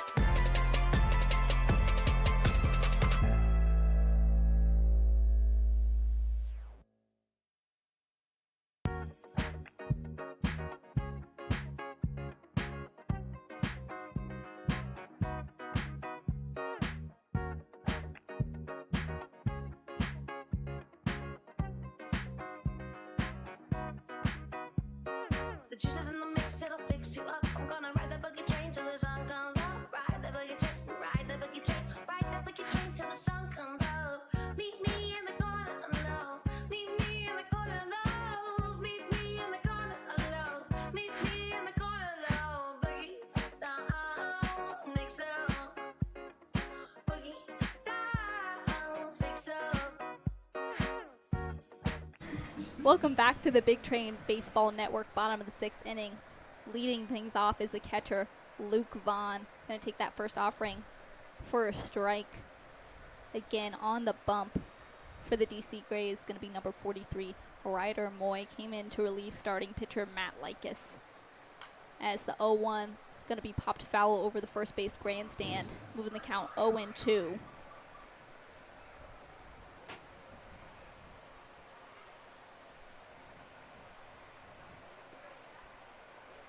The 0-2, that one going to be lined down the middle, base hit. Luke Vaughn's first base hit of the evening. That was just gorgeous, line straight through the middle. Neither second baseman nor shortstop could get to it in time. Just found the perfect. We haven't seen a lot lined down the middle, but Vaughn making great work of the second base. As now Emilio Gonzalez, honestly the man of the night, has had back-to-back-to-back base hits. All 3 of his at-bats tonight have resulted in a base hit. And he's another player, like we talked about with Jordan Crosland, watching him grow since the beginning. He's also been here from the beginning and has just found himself more and more as the games go on, and getting those live repetitions at bats. You can really see in the way he swings, and his, batting percentage has just skyrocketed as he's taken more and more at bats. And it'll be really interesting to see how he does against this pitcher in particular, because he's had a hard time against left-handed pitchers. So, yeah, it was a really bad problem during the season at FAU as well, and since then, coming here, he's had a hard time with it as well. But he's sort of, like you were saying, gotten into the swing of it a little more, but now faces an 0-2 count. Again, Ryder Moy, a sidearm pitcher. The 0-2 going to be grounded past the third baseman. Looks like a little miscommunication there between shortstop Lehman and third baseman Marmo. Marmo was charging in for it, was called off by Lehman. They couldn't get the throw over to Wilga at first in time, and with that, Big Train has runners on first and second for Davin Whitaker. So again, Gonzalez has had a base hit during each at-bat this evening. I mean, these matchups where the ball's coming at you, same side you're hitting from, is just so much harder than the opposite side, because you can't see as much as what's going on. And here you see Davin Whitaker getting ready for a bunt that we talked about earlier, seeing if he can bring somebody home. Retracted it at the last second. A good eye from Davin Whitaker moves the count to 1-0. And actually, Quentin would have been so proud of Gonzalez, who typically hits into the right field, hit it over into the shallow left field to get a base hit. Another retracted bunt attempt to move the count 2-0 on Whitaker. I'd be curious to ask Gonzalez about what kind of changed in his mindset, because earlier this season he was getting vocally upset when he struck out and sort of frustrated with himself, because he knew that wasn't the way he should be playing or could be playing. So it's been nice to see him sort of gain that confidence back, and I wonder if something in his head switched, changing that, or if he just got more comfortable with the pitching. I think it also helps that, everybody here is rooting for each other on the team, They want everybody to do the best, and that really helps, I spoke to Emilio after a game. He had hit a home run, and it was the first time that he had really seen his bat get hot. And he talked about how supportive and encouraging the players were when he would get down, that they wouldn't let him, start into a downward spiral mentally. They would really help him, fix his game and make sure that he was staying up top. As Whitaker gonna have to swing now, another retracted bunt attempt that allowed Vaughn to steal third and Gonzalez to steal second. And with that, count moves 3-1 on Davin Whitaker. Another retracted bunt attempt. Unfortunately, that one was in the zone. The 3-1 low and outside for ball number 4. With that, Whitaker walks out to first, loading the bases for the designated hitter, Christopher Diaz. Now, Kaylee, I don't know if you've gotten a chance to talk to Christopher Diaz, but has recently been taken on the designated hitter position. Very new for him this summer. Yeah, it's interesting because in terms of the outfield, it seems like two of the Big Train's outfielders never change, and that's Andrew Williamson and Jaden Bastian. And then that right field spot is kind of where there is some variation. Sometimes you see Chris Diaz out there, sometimes you see Josh Skoronsky out there, and then sometimes you see Davin Whitaker out there. So it's just, I think, Sal Colangelo figuring out how to best utilize his players with the positions that are needed. In today's game, for example, you have Jack Guerrero taking over that third base spot, Emilio Gonzalez over there in that first base spot, and then Chris is the DH. But then sometimes when Emilio Gonzalez is the DH, then Whitaker moves to the outfield. Various different combinations. And I mean, I would say a good problem to have if I were Sal. You know, it's hard. You want everybody to be good at, one position so you know exactly where everybody's going. But at the same time, we got 2 or 3 backups like we just talked about. So and if somebody needs a break, he knows that he can put somebody else in. But feeding into your double alute theme for the night, Chris Diaz showing the same strategy that we saw Davin Whitaker just use. Showed bunt 4 times, now sitting at a 3-1 count. And you can see actually Davin Whitaker over there at first base leading off, clapping for Chris Diaz with that pullback on the bunt. You think they're listening to us down there in the dugout? You think they've caught on to my little double segment? I don't know if they listened during the game, but I have heard that they listen back at the end of the game. They do. Actually. So the players on their ride home will tune into the broadcast, listen to their at-bats. Give a shout out to all the players on their way home later as they watch the tape. I don't know how they're surviving in pants in this heat. Dude, I don't either. As again, deja vu moment, the full count going to be low and outside for ball 4. Diaz walked out to first, bringing in the 5th run of the evening. Luke Vaughn moves in off of third. Now stepping up going to be Jaden Bastian, the left fielder. We're going to see a mound visit over to Ryder Moyne. This is a really great position for the Big Train to be in. And we've seen throughout the year that there unfortunately tends to be a trend of either getting somebody to third and having 2 outs, or getting bases loaded, having 2 outs, and not being able to finish on that run. So I'm really happy to see, we're in a bases loaded position with no outs, and we're starting to figure out, okay, how do we finish these innings strong instead of leaving all these guys stranded? And once again, I'm going to call back to a conversation you and I had earlier this season, Kaylee, that small ball approach. We talked about it a lot at the beginning of the season, how it was something they needed to turn to, and now since they've had so much success from the plate. I mean, you just saw it there. Davin Whitaker, Chris Diaz relying on that bunt, now effectively loaded the bases again and walked in run number 5. Again, Jaden Bastian at the plate, bases loaded, no outs on the board. First offering going to be in there for strike 1. It's that selfless approach to the game of baseball, right? If you're willing to go in and take a sac bunt or take a sac fly to advance the next player, then you're doing something for the good of the team rather than yourself. Is the 0-1 going to be low and outside for ball 1? And the right type of player is going to go into that situation not even thinking it, not even second guessing themselves. They're going to take that sac fly, that sac bunt, to advance their friends and teammates and the whole of the team. As the 1-1 going to be in there for strike 2. And I think, like you said earlier, Kaylee, baseball is an interesting sport because it is so individualized, but it's also a team game. So you are focused on what your own batting average is and how you're hitting and what bases you're stealing, but then you're constantly thinking about the person coming up behind you or moving the player in front of you forward. As swing and a miss from Bastian, going to record out number 1 for the Big Train. Again, bases loaded as Jordan Crosland steps up to the plate. Had a pair of doubles this evening. I'm about to take this pitcher some bobby pins for his hat, man. Keeps flying off every time he pitches. Don't want his uniform getting dirty. That's funny. That is a problem we noted Ariston Veazey appears to have. He throws a very dramatic pitch, and it often causes his hat to go flying.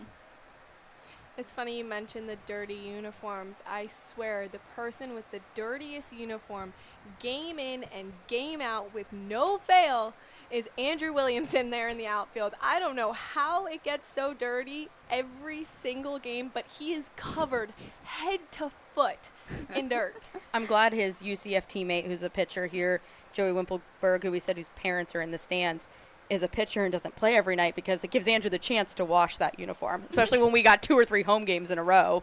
He's got to make sure that that uniform is looking pristine the next day after stealing bases left and right. Williamson and Wimpelberg share a host family for the summer, so as Lily was alluding to, they share a washing machine. But Williamson is just such a speed demon around the base path. He slides into second, as we saw earlier. That's part of the dirt you see on his jersey, but he's also a vacuum out in center field. He will go for those diving catches. A Swiss Army knife of the big train. And another guy who usually doesn't fail to walk away with a dirty jersey is Jordan Crossland, who's up to bat, because you'll see him get to first base, and pitchers love to try and throw him out at first base. I said on the broadcast, actually, the last time we were at PG, not last time, but the first time we were at PG County, I think they threw to first base 4 times to try and get Crossland out. As he's going to ground that into the glove of the shortstop, who makes the throw to second and first. An effective double play there to get outs 2 and 3 and effectively move out of a dangerous bases loaded situation. So the Big Train extend their lead by 1, currently leading 5-1, looking to protect that when they take back to the field. Stay tuned. You're listening to the Big Train Baseball Network.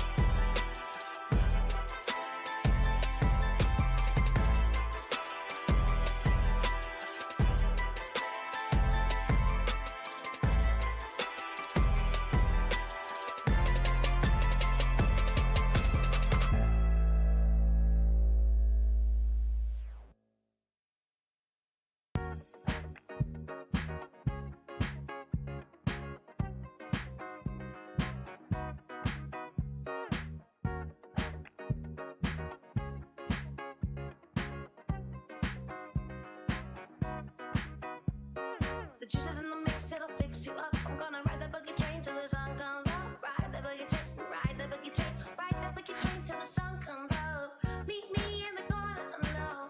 Meet me in the corner alone. Meet me in the corner alone. Meet me in the corner alone. Boogie down, mix up. Boogie down, fix up.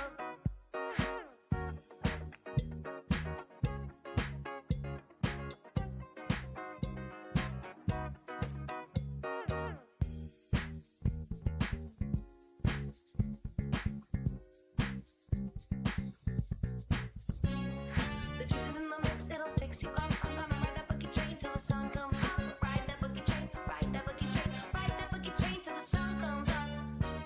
Till the sun comes up. Till the sun comes up. Ride that boogie train, ride that boogie train, ride that boogie train till the sun comes up. Hey baby, I love the way you move.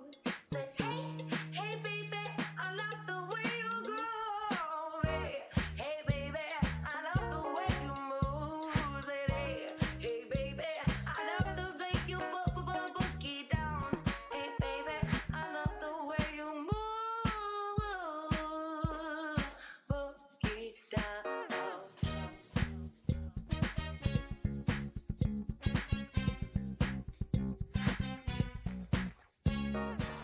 Welcome back to the Big Train Baseball Network as we head in to the top of the 7th inning. We've got a new pitcher on the bump for your Bethesda Big Train, another all-star representative of the Northern Cal Ripken League. It's Kevin Scully as the 0-1 to Eli Owens fouled off for strike 2. we were talking about improvement in players earlier in this broadcast, and Kevin Scully was here last year and came back this year, and the improvement that he's exemplified is stark. As the 0-2 going to be swung on and missed for strike 3 and out number 1. Now stepping up, the first baseman, Joey Wilga. If I'm not mistaken, 7th inning seems early to see Scully in the game. He is one of the typical closers, so we do tend to see him come more in the 8th or the 9th, but going to be relieving Aiden Rittenauer in the top of the 7th inning. First offering to Wilga going to be upstairs for ball 1. I will say I feel like this ball game has been moving really quickly. We're only 2 hours in and already in the top of the 7th inning. My family just informed me that they're headed home as it is pretty steamy here. The 1-0 going to be in there for strike 1. I swear, no matter how long the games go, it never gets cold. That is true. I think a couple of times at the very beginning of the season I would bring a sweater just in case, but have never needed to use it, as the 1-1 going to be grounded to Gonzalez at first. He's going to flip it over to Scully to make out number 2. Nice little flick there on the side. We haven't seen that sort of play too much. Usually it's the pitcher going over there to first and throwing it to the first baseman, in this case Emilio Gonzalez, but in that situation you had the opposite. They just like to keep us on our toes. We think we're going to see something from them, and then, bam, they hit us with an unusual skill. The first offering to Ellis Reed going to be low and outside for ball 1. But as I said, my family was in attendance at Shirley Povich Field tonight. We've had a lot of player and intern families coming out to support us. Our producer, Jordan Parham, is watching the game with his mom tonight as Reed pops that one high and foul for strike 1. And our writer, Ian DeMaca, his mother, Amy, said she's tuning into the broadcast tonight. So shout out to Amy DeMaca. It was lovely meeting you earlier this season when you came down to visit. One last shout out, our fellow intern is in fact not here and has not been for the past week, Anna Cohen. She has been tuning in From frequently. the Cape. Talk about lucky. I always know when she's listening. I get little updated texts throughout the game to let me know she's listening to the broadcast. And when another one of our interns, Lexi Cullen, was sick and wasn't able to watch the game, and as well as Lindsay Moran was out sick, I would get texts from them as well. Yeah, shout out to my family back at home who's watching in the comfort of the AC, and shout out to Birmingham, Alabama, where my grandparents and I believe aunt and uncle and cousins are tuning in as well. My uncle texted me earlier in the game, so I knew he was watching at one point, but shout out to y'all. Stay cool in Alabama. The 2-2 going to be grounded to shortstop. Makes the throw to Gonzalez in time. That's going to be out number 3. So a quick 1-2-3 for pitcher Scully and fielding squad. Big Train hold 'em scoreless for the 4th consecutive inning. Stay tuned as we stretch for the bottom of the 7th. You're listening to the Big Train Baseball Network.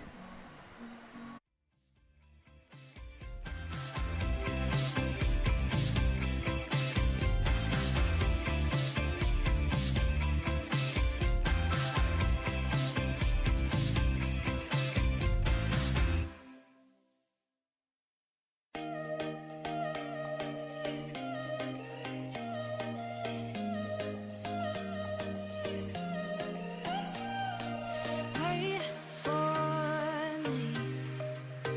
Keep watching you when you leave. Something new. Keep hoping you feel this too. Holding on and on and on and on. Hoping I can get to know you better. Living in sweet suburbia. Some fun is all we want. Two kids come alive in a night rush. I'll be the girl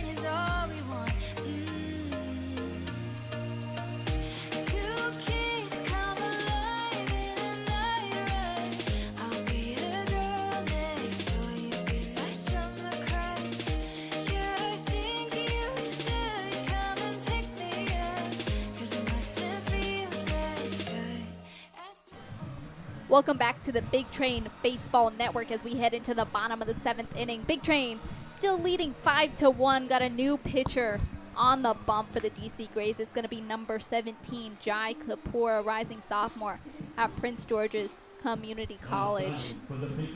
Talk about a hometown kid. Gets to play his home games with the DC Grays at his home field for college. The only turf field in the Cal Ripken League. Yes, so actually if we were playing at Prince George's Community College tonight, likely would have gotten a heat delay. Yeah. As we said, temperatures reaching 102 today. And as we've mentioned, that turf just really soaks up the heat. And What do you guys think about turf fields? like from the perspective of playing on them or watching a game? Both. I used to play soccer growing up. I also played field hockey, and I will say summer games on turf fields are brutal. The 0-1 nailed into center field. That's going to drop for a base hit. Jack Guerrero had a double earlier this evening, was walked at his previous at-bat, now has a base hit to kick things off in the bottom of the 7th. I love seeing a ball fall right into that pocket. Such a satisfying right over the head and just, you're getting a base safely. But as I was saying, playing on them in the heat can be very brutal. It does make the ball move a lot faster, though, which can be good in a sense and bad in some senses because then you do have to chase after it a lot quicker. I was a defender in soccer, so that made my job a little more difficult as the count moves 0-1 on Bowman. But then you also avoid the weird pops that comes with a grass field, which is something we've talked a lot about as we play at Prince George's Community College and then come back to Shirley Povich Field.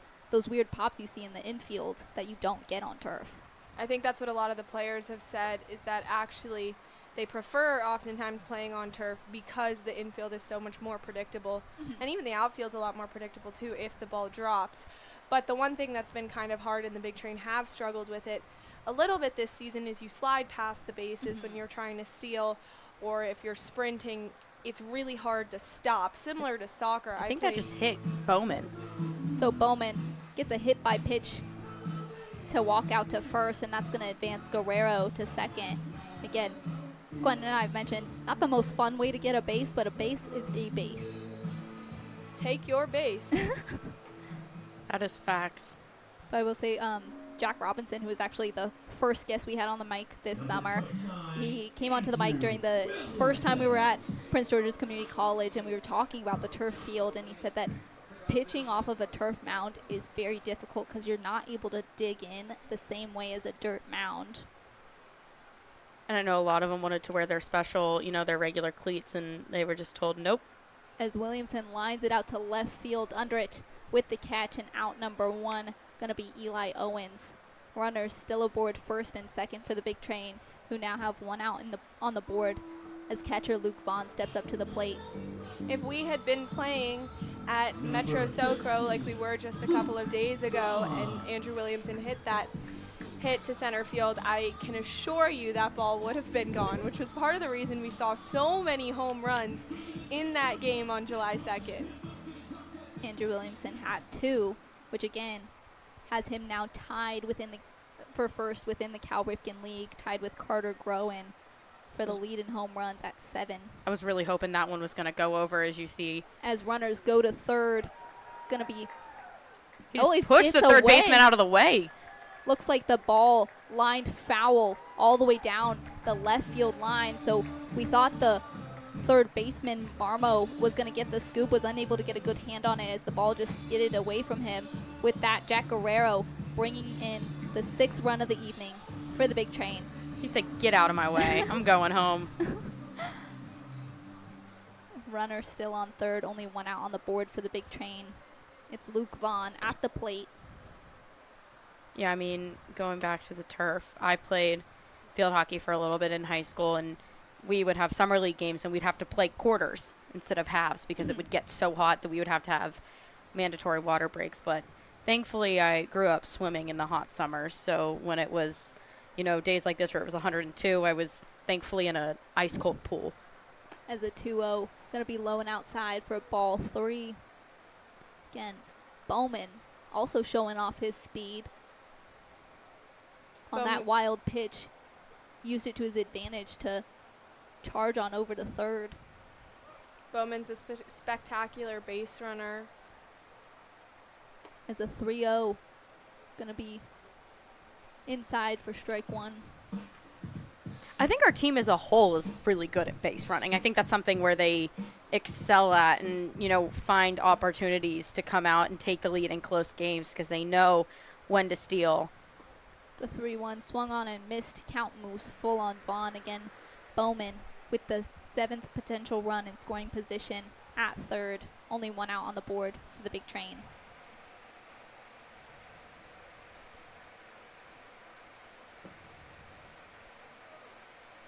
Full count to Vaughn.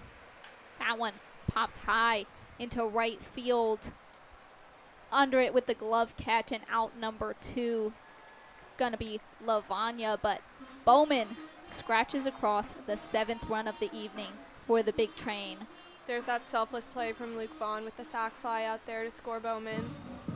I love when our players tag up in third and go home because it's like dare me, and they win 90% of the time. It's really hard to throw out this team, and on the opposite end, it's really easy to get thrown out on this team as well. So I love the, I'm going to tag up and let's see who gets here first. Talk about that dare me mentality. Keenan Bowman had a Keenan shuffle moment earlier this season. A very odd situation where you had a runner on third, and then you had Keenan Bowman attempting to steal second. Pitch got grounded over to the pitcher, and he had to make the decision who he was going to throw out. Ultimately decided to not throw anybody out and allow Keenan to steal second, but that was a humorous moment in the summer watching Keenan and the pitcher dance. I hadn't even realized that he was trying to steal. I was just sitting there watching the game, and I realized, oh, wait, he's like in the middle of 2 bases. Okay, he's actually on base now, because usually you see him take off and go full speed, but he was being sneaky. He was taking his good old time getting over there, and it worked. And another play, when we were at the Soko Moko Braves, we had Matt Wesley on first, who was running back and forth between first and second, and it allowed 2 of our guys to come home and score because they were so worried about trying to get him out, they forgot about the other guys. Just one of the difficulties of playing from the field. You have to make those decisions very quickly. You understand if you go for the throw and you have a runner on third, then you risk another run scoring. But yeah, that was just such a funny moment. The Keenan shuffle as Gonzalez going to nail the 2-2 into left center field. It's going to drop for a base hit. That hit right at the warning track, and another double. Gonzalez is having himself quite the night. I don't know if it's because his dad is in attendance or what. Putting on a performance. But he is putting on a show. He's such a powerful hitter. That's why he's usually in that cleanup spot. And that hit was evident of that. Gonzalez has reached base every at-bat this evening. Had 4 base hits. Has just shown himself up with a double. Has now put a runner in scoring position with the potential 8th run as Davin Whitaker steps up to the plate. Whitaker had a pair of base hits earlier this evening, was walked during his previous at-bat. First offering popped high into left field. Under it with the catch, and out number 3 is Eli Owens. So the big train pad their lead further, now leading 7-1. Looking to protect that when they take to the field. Stay tuned as we head into the top of the 8th inning. You're listening to the Big Train Baseball Network.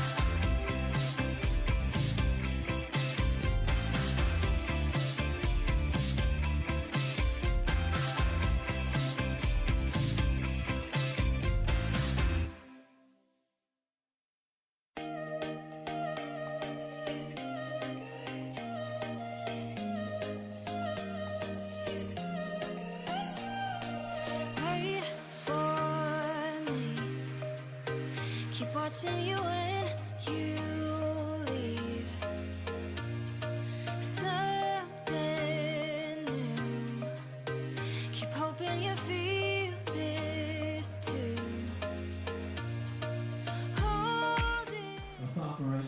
Welcome back to the Big Train Baseball Network as we head into the top of the 8th inning. Big Train scratched across 2 more to pad their lead further, currently leading by 6. Score is 7-1. Still on the mound for the Big Train, Kevin Scully. First offering in there for strike 1. That's huge as a pitcher to go in there and get strike 1 and take advantage of the count and get ahead of the batter. I mean, we really talked about mentality all night, along with doubles.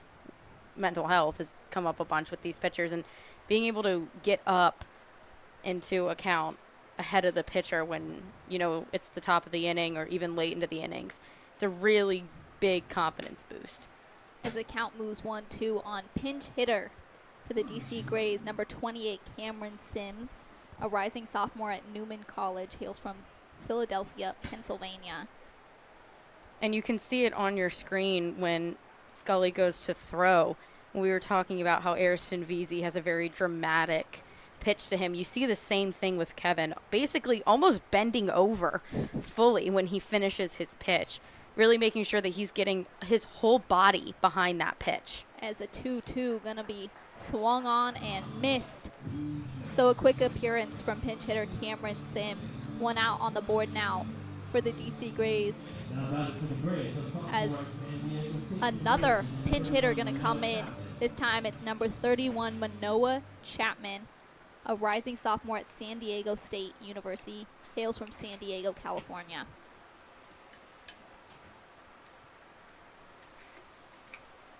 As first offering to Chapman, going to be grounded to third baseman. Guerrero makes a throw over to Gonzalez at first for out number 2. Gonzalez took a little tumble on that one.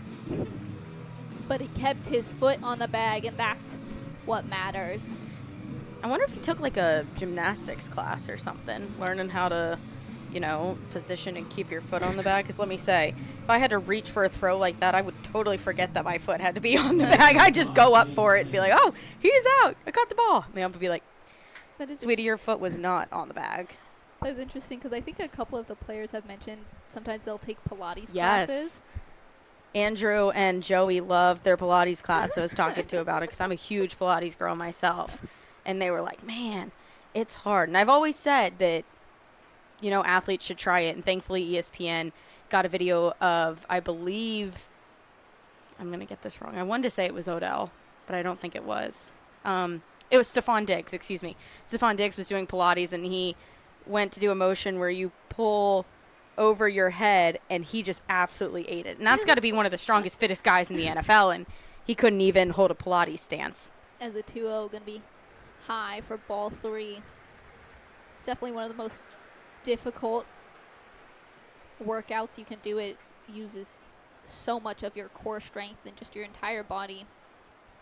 The 3-0 low and outside for ball 4. So Lehman going to take his base. Walked out to first. That's Lehman's first time reaching base this evening. Again, 2 outs on the board for the Grays as their designated hitter, Matt Colella, going to step up to the plate. I was about to say, I couldn't tell if it was the height at which we're at, but he looks small, and I just looked at my notes, and he's under 5'10". Short Kings, rise up. I don't know that they can. Apologies to Matt Colella. But I guess, like, if he's good at what he does, doesn't really matter how tall he is.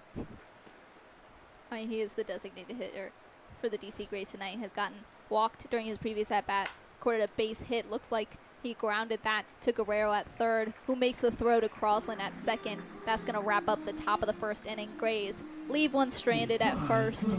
Held scoreless for the 5th consecutive inning. Big Train going to take back to the plate when we return. Stay tuned. You're listening to the Big Train Baseball Network.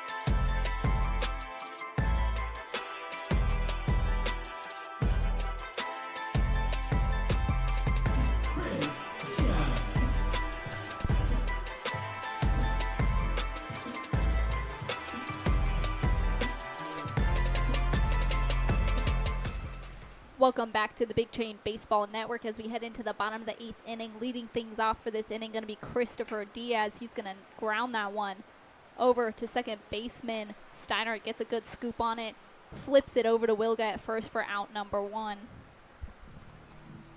So a quick at bat for Christopher Diaz. That's going to send up Jaden Bastian, the left fielder for the Big Train. Has been an excellent addition to the outfield, but has not had to do much work here tonight. We've seen him get a couple of web gems this summer. I believe he also got a home run against the Braves earlier this week. So many people scored home runs in that game. You could tell me every single one of our hitters had a home run in that game, and I would have been like, totally, 100%. I believe he did. Unfortunately, I was not in attendance at that game, but because I do remember Quentin being so excited about his Bastion Bash of the summer, the 0-1, going to be fouled off for strike 2. Jaden Bastian has had some amazing plays. And when I say amazing, I mean MLB caliber plays. Diving left and right to make catches, basically putting his body out under the ball. It doesn't matter the consequences. And he has been successful on all those tries. So he's going to pop the 0-2 high into center field. Under it with the catch, Ellis Reed going to record out number 2 for the Big Train. That's going to send up Jaden Crosland. I just want one of these to go Jordan over the wall. Crosland. They do this to us. They put them back to back. There's too many similar names. We've got Josh, Jaden, Jordan. There's another Jack Robinson. There's so many J names, and they all Jack Guerrero, another J, and they put them back to back. And when we're up here, it's hard to tell. Thankfully, we're great at taking notes. First offering to Jordan, fouled off over the netting for strike 1.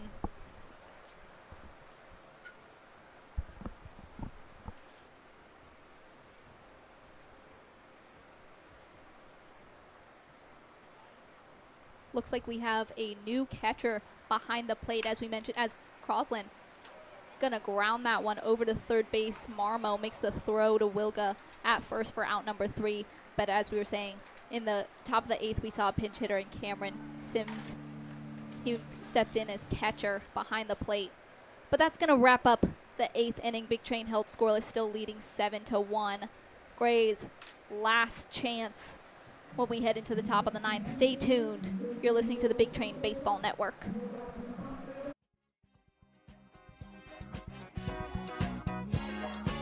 Meet me in the corner alone. Meet me in the corner alone. Meet me in the corner alone. Meet me in the corner alone. Boogie, boogie down. Baby, can you boogie down?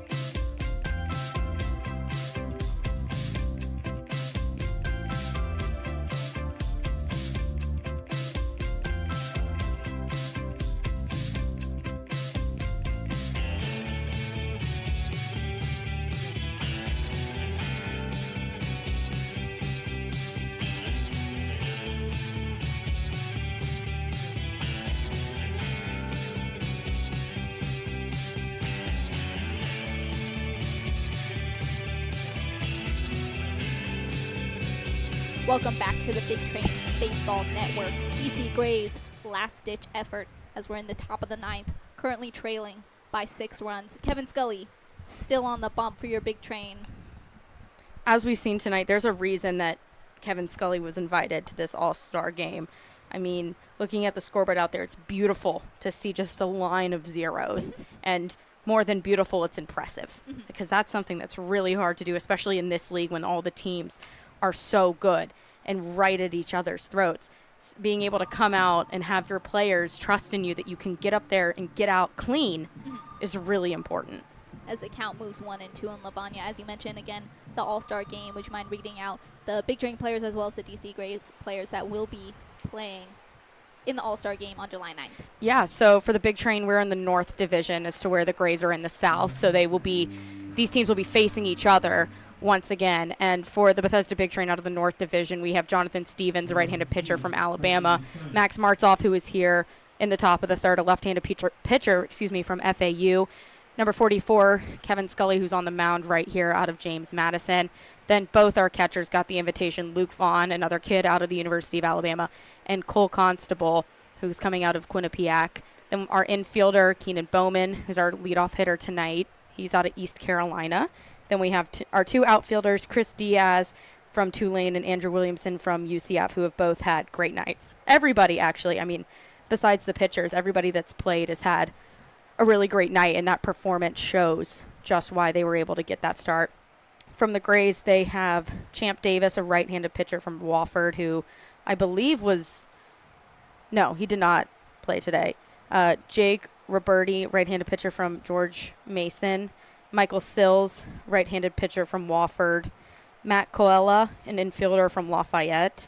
James Lehman, an infielder from Wofford as well. And then one outfielder, Michael Lavagna, who is playing tonight out of William and Mary. So a lot of teams have got a good amount of guys going, and every name that I saw when Cal Ripken League posted today, it was very apparent. There was no question, no doubt when I saw names pop up that these kids had deserved these spots. They've definitely earned themselves some recognition as the 3-1 to Steinert popped high under it with the catch. Shortstop Keenan Bowman. Actually, looks like we had a fielding substitution. That was Landon Franklin in shortstop. Made the catch for out number 2. That's interesting. The Keenan coming in the top of the ninth. That's an interesting sub. We usually don't see Sal switch out people unless it's, a last-ditch effort in the bottom of the ninth, which the Big Train is not going to need tonight, thankfully. As a first offering, going to be lined foul down the first base line by Eli Owens.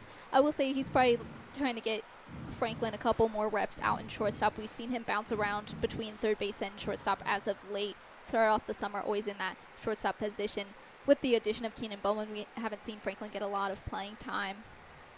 I'm going to go back to my all-star comment and just remind everybody that our manager, Sal Colangelo, will be the manager for the North team as well. So he, is getting his own players to go out, and that'll be huge as we will be fans rooting for the North Division. As the 1-1 going to be lined into shallow right center field for a base hit.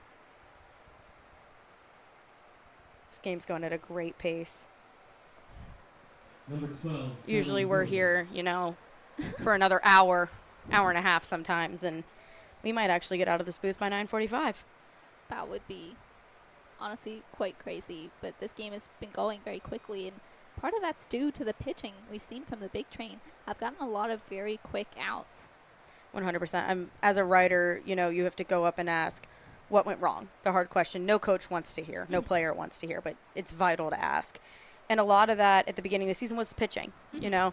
It's hard to find your rhythm as a pitcher. It's hard to get used to new mounds, new heights. And I would attribute a lot of the success to Craig Lopez, who's being honored tomorrow night, in getting these pitchers just unhittable.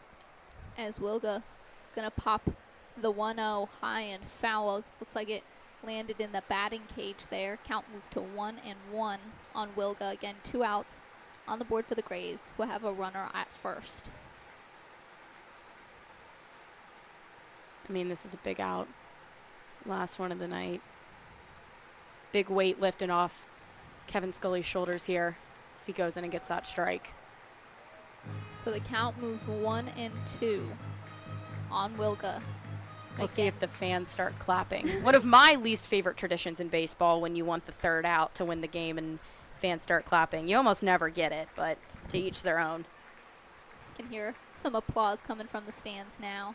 The 1-2 That one grounded through the hole, sliding in to get the scoop, Jordan Crosland. That was an excellent piece of hitting from Joey Wilga to keep this game alive. Again, has recorded the one and only run for the DC Grays so far this evening, had a home run during his first at-bat. I'm interested to see. I just looked down the third baseline to see if the bullpen had come into the dugout yet, because that's kind of been a trend recently. Later in games, close, big wins, whatever it may be, the bullpen has cleared and come to the dugout to cheer on, everybody else that's on the field and keep that momentum high when it's hot and it's long. Count moves 1-0 on Ellis Reed. Again, with now runners in first and second, DC Grays could make a huge comeback here and extend this game full. The 1-0. And they will not. For strike one. Big Train fans, make some noise.